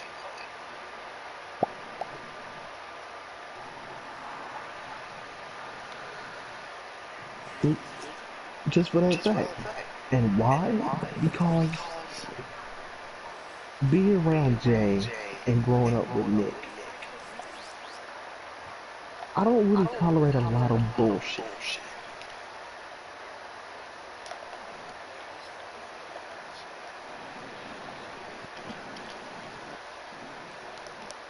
And this motherfucker is the definition.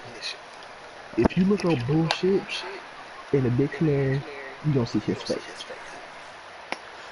Trey's dealt with a little bit of hatred, a lot of hatred from niggas in CAW because he has good fucking influence and people backing him up, and niggas just fucking hate him for that for no reason.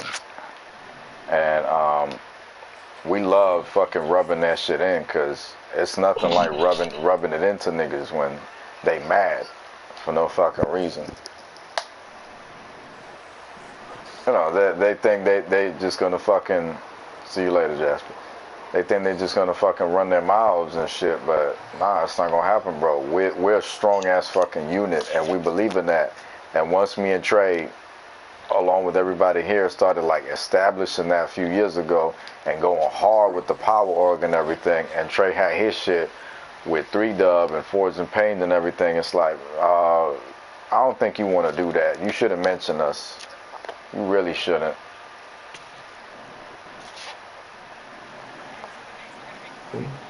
And I know people come to me about recently, they're like, yo, I know you rock with HWA and all this shit.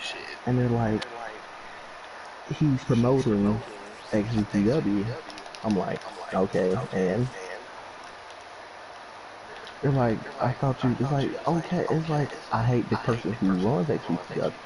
I never said I had a problem with the people on the show. Right.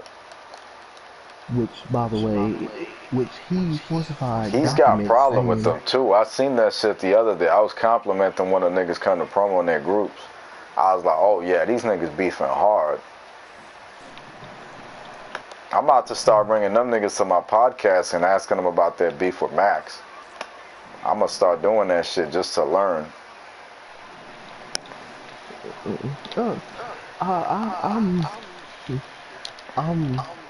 And I'm glad that you brought me in as a co-host to Live and Uncensored, because I learned stuff that way too. And I feel like we really should do that with Live and Uncensored. I feel like we should bring them all in. I agree. I agree with you. That is a good fucking point, bro. That's a very good point. Oh shit! Jump, bitch! Because meow, meow. At the end of the day, it's just a damn video game. It is, but even though it is a video game, real beef happens. You know, my shit. The reason it's kind of like a lot of shit has turned personal regarding me. Like what a lot of the dramas happen in JTV is because the real beef that I've had with niggas like Lowrider and SYM has extended to other niggas that wanted to jump in and affiliate themselves with these people while lying to me and telling me, yeah, I'm your friend, I care. And that adds you to that seriousness. You know what I mean? If Wolves or whoever the fuck sabotaged the main event of Showdown, that's CAW. That's JTV, you know what I mean? That's a creepy doll down there. What the fuck? But in terms of like real life beef with me having problems with niggas like me and SYM scrap, or you know, me pulling a knife out on Lowrider or whatever the fuck, that's real life fucking problems. And niggas favoring and not knowing the situation or knowing the situation and getting involved, that makes it very, very personal because God forbid, Mark's still in here. God forbid, imagine somebody from JTV, imagine Cassidy try to stab you in real life or kill a family member of yours or some shit. And then here and then you tell me, yo, Jay, this happened. Me and him got real problems. And I'm over here telling you, yeah, I'm your friend, bro. I'm your friend. But yet I'm still keeping him on the roster and I'm fucking with him and chilling with him. What? How does that make me look? It makes me look real fucking fake. And that's what I tried to point out to people for the longest time when they wanted to flip it and be like, oh, nah, you're crazy, you're controlling and all this shit. No, you motherfuckers are just fucking faking on some bullshit, and that's just what it was. That's how a lot of it is CAW, but a lot of this beef turns real because y'all niggas make it real for no fucking reason, because some of y'all, a lot of y'all niggas can't hang. And that's how it is with people, bro. That's how it is. When that nigga Chris Hackney, nigga. That's real. That's real life, because his content is on there. You know what I'm saying? Like, if I was Trey, and not discounting that Trey's not gonna fucking do it, but if I'm Trey and I'm in that position, I'm gonna fucking kill Chris. I'm gonna beat the fuck out of him when I see him. You know what I mean? And that's kind of like the mindset. And that's why I love people at JTV. And I'm sorry, Trey, that I'm getting all fired up. But in JTV, yeah, Chris can beat and spam Trey all he wants in a little fucking online match. But in real life, Trey would beat the fucking shit out of Chris. Toe to toe, he would fuck Chris up, bro. You know what I mean? And that's the point I'm trying to get at. That it's like, bro, real life is different from JTV. You motherfuckers take this shit way too serious. You need to chill the fuck out. It's a lot of beef that's going on. Dreams had this other nigga. Jasper's not in here, but Dreams had this other nigga, Nasty Swag, who wanted to talk some shit to me. And I told Dream, I'm like, yo, I see him in real life. I'm going to smack the shit out of him because he want to be on some disrespectful shit. You know, a lot of people think they're tough online, and then when you meet in real life, it's different. It's completely fucking different.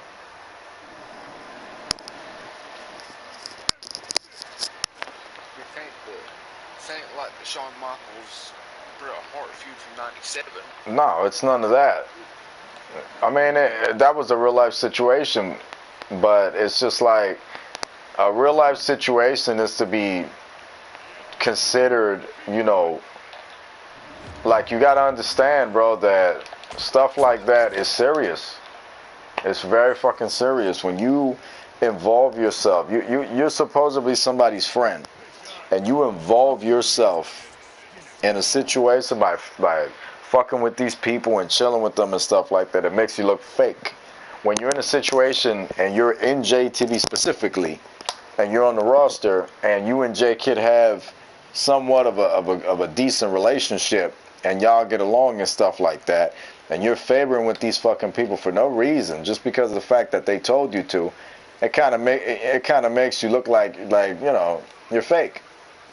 So it's shit to keep in mind, shit to learn, shit to understand. I fuck with people that I've known for the longest fucking time. But you take somebody like SYM, for example. I've known him for 10 years. I've been in his life more than his daddy has. And I've been a father figure to him for the longest time. So I know what the fuck I'm talking about. I'm a strong-minded individual. You're not going to come to me.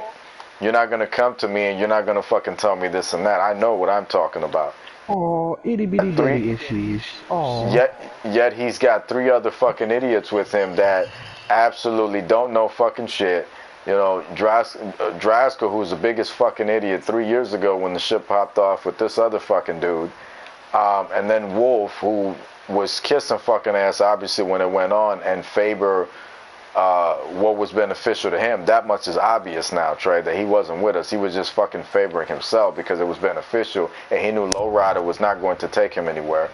You know, I get that. And you got Chris, somebody who was friends with me and Trey. We should have been fucking riding the wave for the longest time. He all of a sudden he became best buddies with SYM. It's like, nigga, when did this happen? Like, we was a trio. And you literally fucking defected just because you didn't like the fact that I was being a little harsh on you or trying to fucking, what's the word, like discipline you in a way. You know what I mean? I'm literally over here trying to fucking push you to get opportunity, and you're over here not liking that you're getting your ass whooped by your own guy, Drasko, and then you're getting your fucking ass beat by Shendon. It took you 2 goddamn matches and me getting on your ass about JTV Films for you to quit. There's literally no depth to you. You're a pussy, you're fake, you're a coward. People like that don't belong in my circle. I need strong-minded individuals. Me and Cassidy have had problems from left to right. I've taken this motherfucker and I've squeezed the life out of him. And yet he's still here. I've disciplined him when he's gotten in trouble, still here. Me and Trey have had our back and forth, still here. I came at Corey and we fucking met in real life and everything. And I pressured him, still the fuck here. That's what it's all about. I take SYM, all I gotta do is take him off of the fucking creative writing. What happened, yo? What the fuck happened to you? You hurt me. The fuck? You fucking take Chris, same shit. Somebody need to go change their goddamn tampon. That easy, that simple, that fucking fast, bro. They don't belong in my circle. And I've known SYM for over 10 years, like I said. And yet, that shit still went downhill. Easy. I admit, Old School Night was kind of rushed, and it could have been better than what it was. But it's still a better product than what they could put out. Because all the niggas do is clickbait. You know what? I'm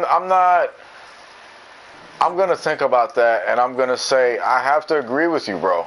And it's not just because we're fucking bros and I'm kissing your ass. You know how I am. I was not a big fan of Old School Night. I really wasn't. But if I think about it and I think about all the garbage that they put on their fucking shit, you're right. You're actually fucking right. Compared to the fucking mediocre shit, Old School Night is actually a better fucking product. Yeah.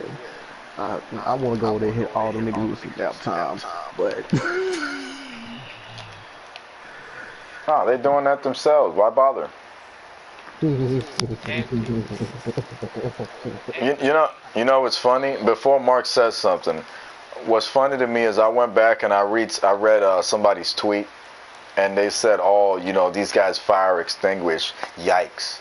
You know, it's interesting because we just dropped 19, and even that was a success. 100 and something views. How you doing? And growing. Everything we touch, it succeeds. JTV Films, the fucking league, JTV Wrestling, the Power Org, everything works. Also, Extravaganza worked. Go ahead, Trey. For the simple fact that I am literally making not one, not two, but 3 movies with Jay. And that shit gonna be better than anything they could put out. We got Manhunt. Yeah. That dumb shit. The dumb shit with God of Woman. That dumb shit. That dumb shit we gonna fucking do. I had an idea for a movie. And fucking Trolling Paradox. Which, by the way, everything with Trouble in me and Jay have come up with a plan to connect all the movies into one to make a whole Power Org network extending universe. That shit about to be fire as fuck. We about to be on some MCU Kevin Feige type shit.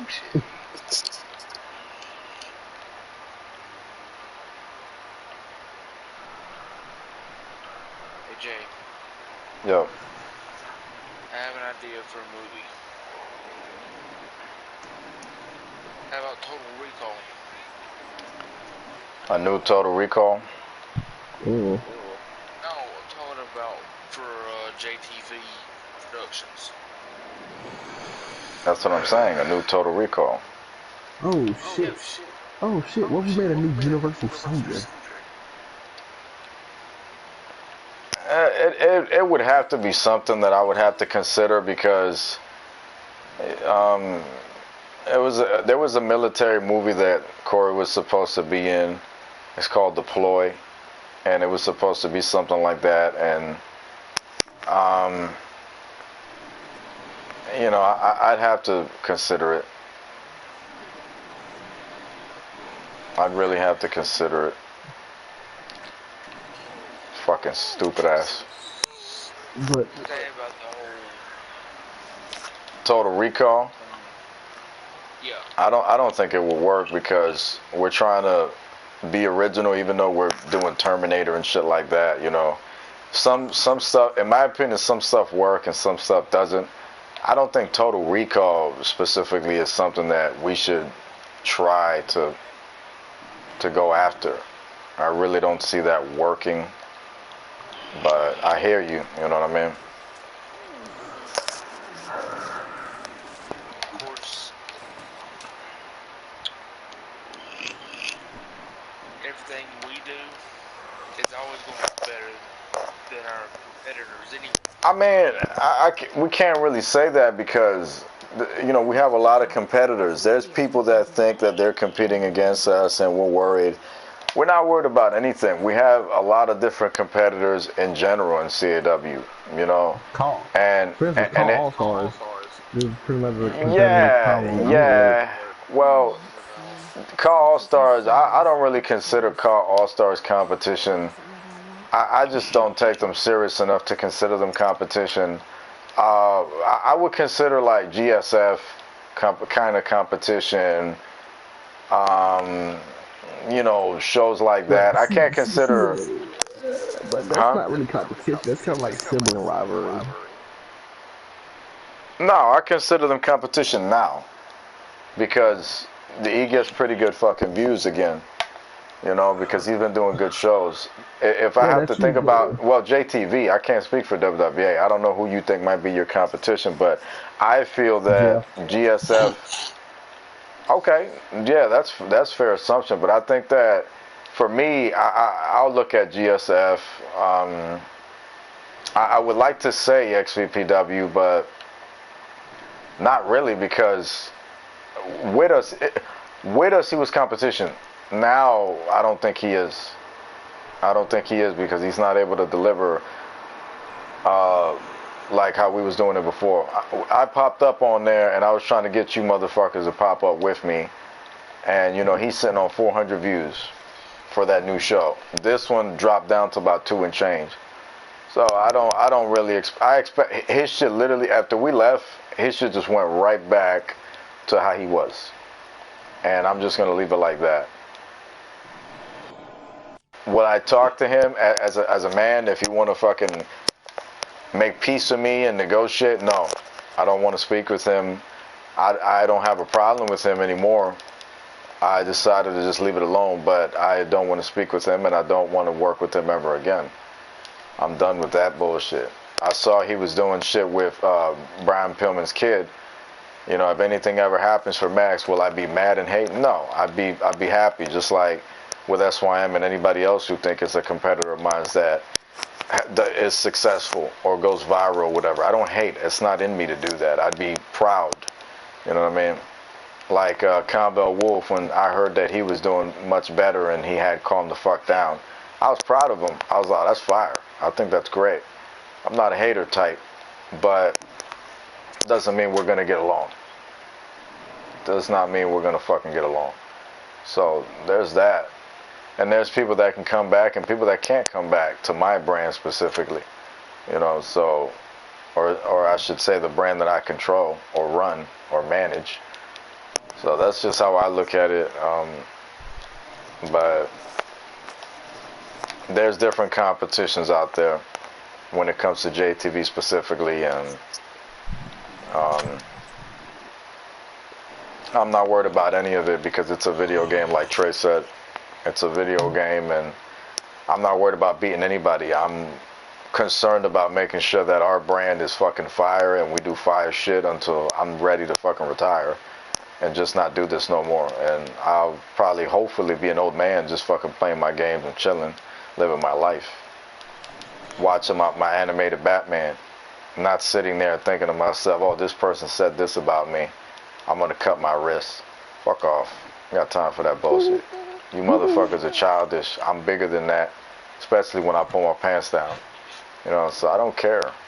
I don't care about what anybody's opinion is, what they have to say. I made peace with you, Mark. Made peace with Nero. I don't like Keeb. I have no fucking problem telling him that. I think he's fake as fuck.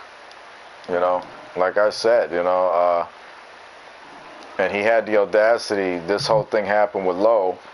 You know, it's an interesting thing since we're talking about it. And I told you, we talked about this, Mark. Here's a situation where he goes on the community and wants to post about the dude's mom dying, and he's going to do a tribute show, whatever the fuck it is. And his reaction pretty much told me that he pretty much didn't know that. Well, he didn't know. He didn't know that me and dude actually talked weeks in advance before his mom passed. As a matter of fact, I spoke to Lowe in December. I spoke to Lowe, and we moved on. I contacted him personally. I told him, I'm like, you alive? He's like, yeah, I'm alive. I'm like, well, it's time. He's like, time for what? I'm like, it's time to fucking bury you for good. I'm ready. And we decided to do it like that. And it was a done deal, and that was it. Nobody knew that. It was private between two grown men, and that was the end of it. You know what I mean? Lowrider. But you and few others are the only ones that knew. Not everybody.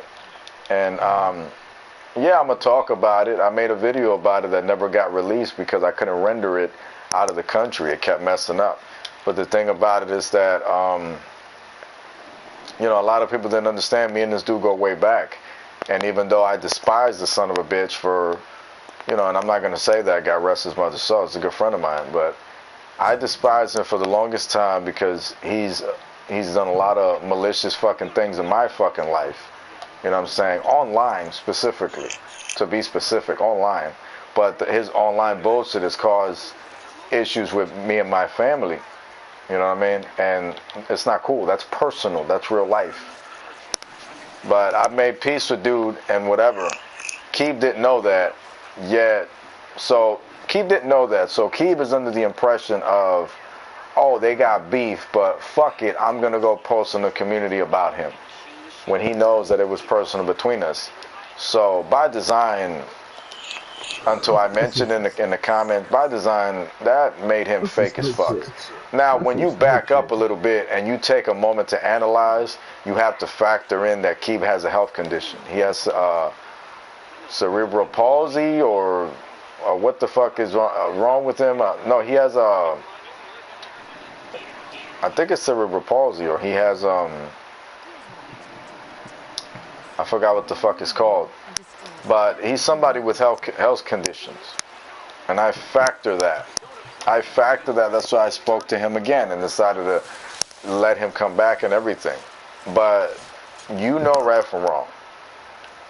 You fucking know right from wrong, bro. You know right from wrong. So to fucking cover him and say, oh, you know, cut him a break, he didn't know. No, I don't work that way. You know, I'm not gonna come after him for doing it. But I gladly throw it in his fucking face, just like I've been throwing it in Mark's face. I said Mark, and Ray's face, that he fucking spoiled the fucking match earlier. You know what I mean? We did a live yesterday. This dude spoiled this fucking match while in here. You don't do that. You don't fucking do that. That shit got me pissed off. So I'm going to keep throwing it in his face, and if he has a problem with it, we could talk about it. Or you could do something about it. I'm gonna say this. I'm gonna say this publicly. I was probably by the end of the year I'm not firing Keeb, but because I really have no interest in him in doing shit with him. No, I mean, dude went on my shit. He cut that promo. Nobody cared. Bored the fuck out of everybody. I got word of it. Because people definitely react like, oh, this nigga taking forever. This shit is boring. This shit is whack. So, for real, dude, you know,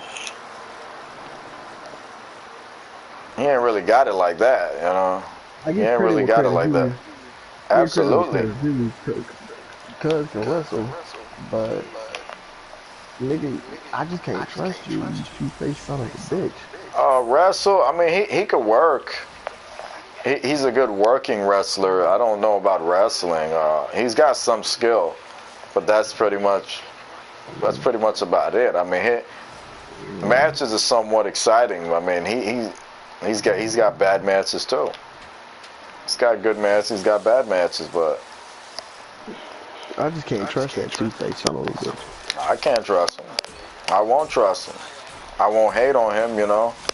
But I don't trust him. I accepted his apology and shit like that, but you know, this is somebody who fucks with people that we just try, you know, we'll have a problem with, or people we tried to fucking work with in the past, and it's like, bro, it's kind of two-faced of you, and I can't work with that, man.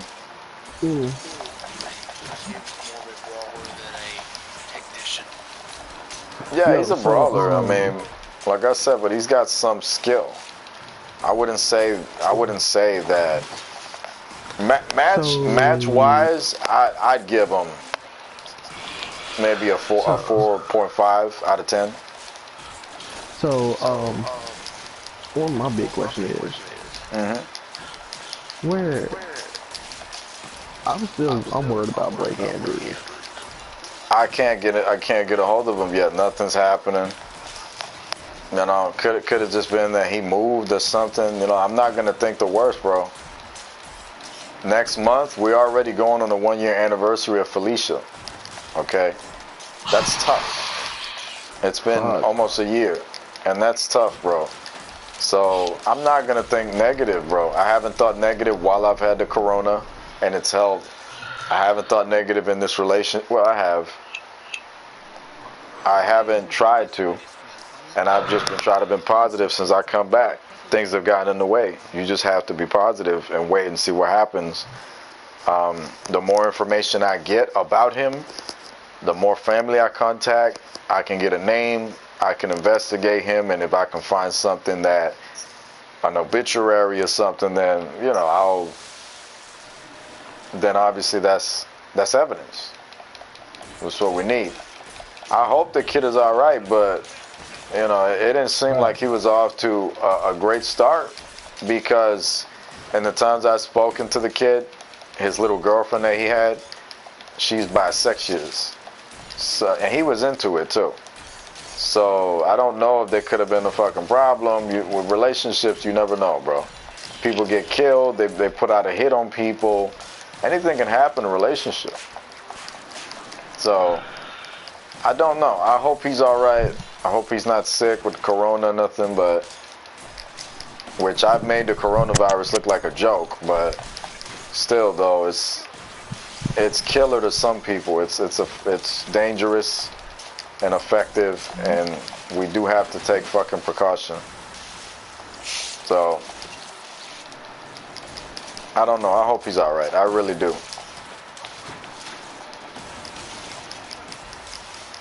And it isn't about JTV or WWA or Power Org or nothing. This is about the well-being of a young man that we know from online that, you know, we're hoping he's going to be all right. And he's all right. I'm hoping. And stuff like that, Trey, is why I take a lot of pride and I make my Kevin Impact statements and everything, because I don't take JTV and all this serious. What I take serious is the relationship we have as people, y'all relationship with me. And I know how life is short and shit happens, bro. I know, and that's the reason why I fight to encourage people like, yo, we're fighting over the dumbest fucking shit for no reason at all. And I told a lot of people, this is a short ride we're on. CAW, all this shit, this is not going to be forever, bro. We're on here now. We enjoy it. We ride it out. It's done. This fucking fighting and, oh, I'm going to make my show to get back at you, you know, or, oh, nah, I'm gonna contact your ex and I'm gonna fucking tell her she's a wonderful person and shit, you know, and I'm gonna kiss ass and I'm gonna be fake as fuck and I'm gonna fucking talk shit about you when you're not around. Like, nigga, get out of here. It's no time. It shouldn't be any time for that. You get along, you love each other, you make history, and that's all that's been in my head. That's why I made peace with Ciara. That's why I fucking made peace with Lorenzo. You know what I mean? And I tried talking to the right people to try to fucking make shit right, but not everybody deserves for me to make peace with them.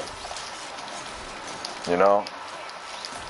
And I've had people fucking try to make peace with me. Like I said, when shit came off, SYM tried to apologize to me over the phone when shit happened, and I'm like, I wasn't having it. There's no reason we should have gotten to that point. You know? I don't want to make peace with any of them. It's fucking childish. I just want to stay away. Stay away from all these people. I just want to be around my fucking friends, live my life, have my fun. Why did I side with you over Chris and SYM? Because you were a better friend to me, bro. You gave me comfort. You gave me my space. You listened. All that shit. I felt comfort around you. With them, it's a competition. I shouldn't have to come in a fucking party and feel like I have to act cool or be cool. Like, this is not a popularity contest. You can be my friend and be the biggest geek in the fucking world. And I'm not talking about you. I'm saying in general. No matter who you are, I'm gonna be your fucking friend, bro. Look at JB. Look at JB. And I've been his friend for the longest time. I love JB. Love him. I'm a real person, and I don't have to fucking mention that. It shows. Now, you go and ask anybody else that is from online that y'all know that's trying to come at me with shit, and you ask them to prove everything they're saying. Ask them to go in-depth, truly in-depth about the shit. They can't. Because everything is made up. Everything is somebody's opinion. Or it's just what they want it to be. And what you want it to be is not how it is, bro. You have to have facts. You have to have facts. If I'm saying that Trey's a pedophile, I can't just say that and it's the truth. It doesn't work that way because I want it to be the truth. That's not how it works. there has to be factual shit. Like the shit me and Jeff talked about, and I'm gonna go ahead on and fucking put this out here. This nigga, Jamco. This nigga Jamco been on that weird shit lately with that pedophile shit. And we caught some stuff. You know what I mean? We have screenshots. We have him conversing and shit like that. And, you know, evidence backing up.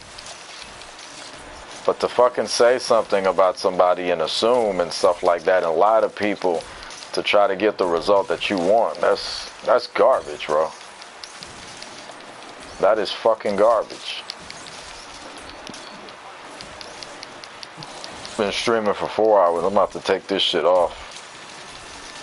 Jesus Christ. Catwoman.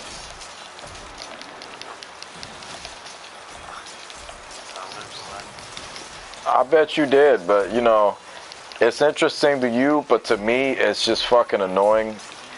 To Trey, it's been fucking annoying because we had to deal with a lot of this shit the last couple of years in our lives. Not just in JTV, but out of JTV. And it's really fucking annoying, Tillman, because it just keeps going. It's like the Twilight Zone. It just doesn't stop. Repetitive. Yeah, we've kept it real with a lot of fucking people. You know, Trey had friends that should have supported him, should have been there and accepted him how he is, and treat him the way I treated our friendship.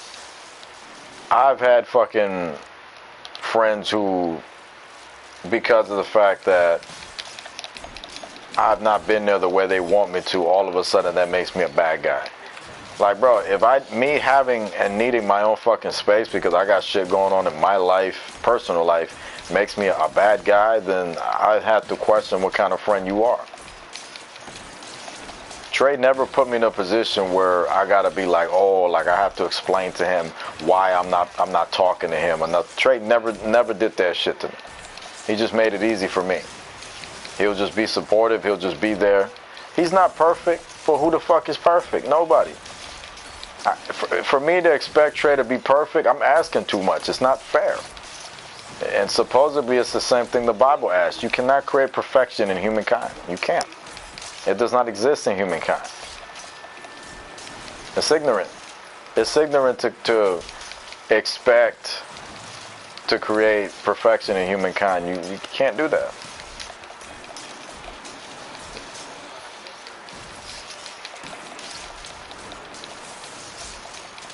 Everyone's got malfunctions. Everybody has something about them that does not allow them to be perfect. And that's why they call us human, because that's what makes us human. Your imperfections. Not your perfections, your imperfections make you human. A lot of people don't think about that.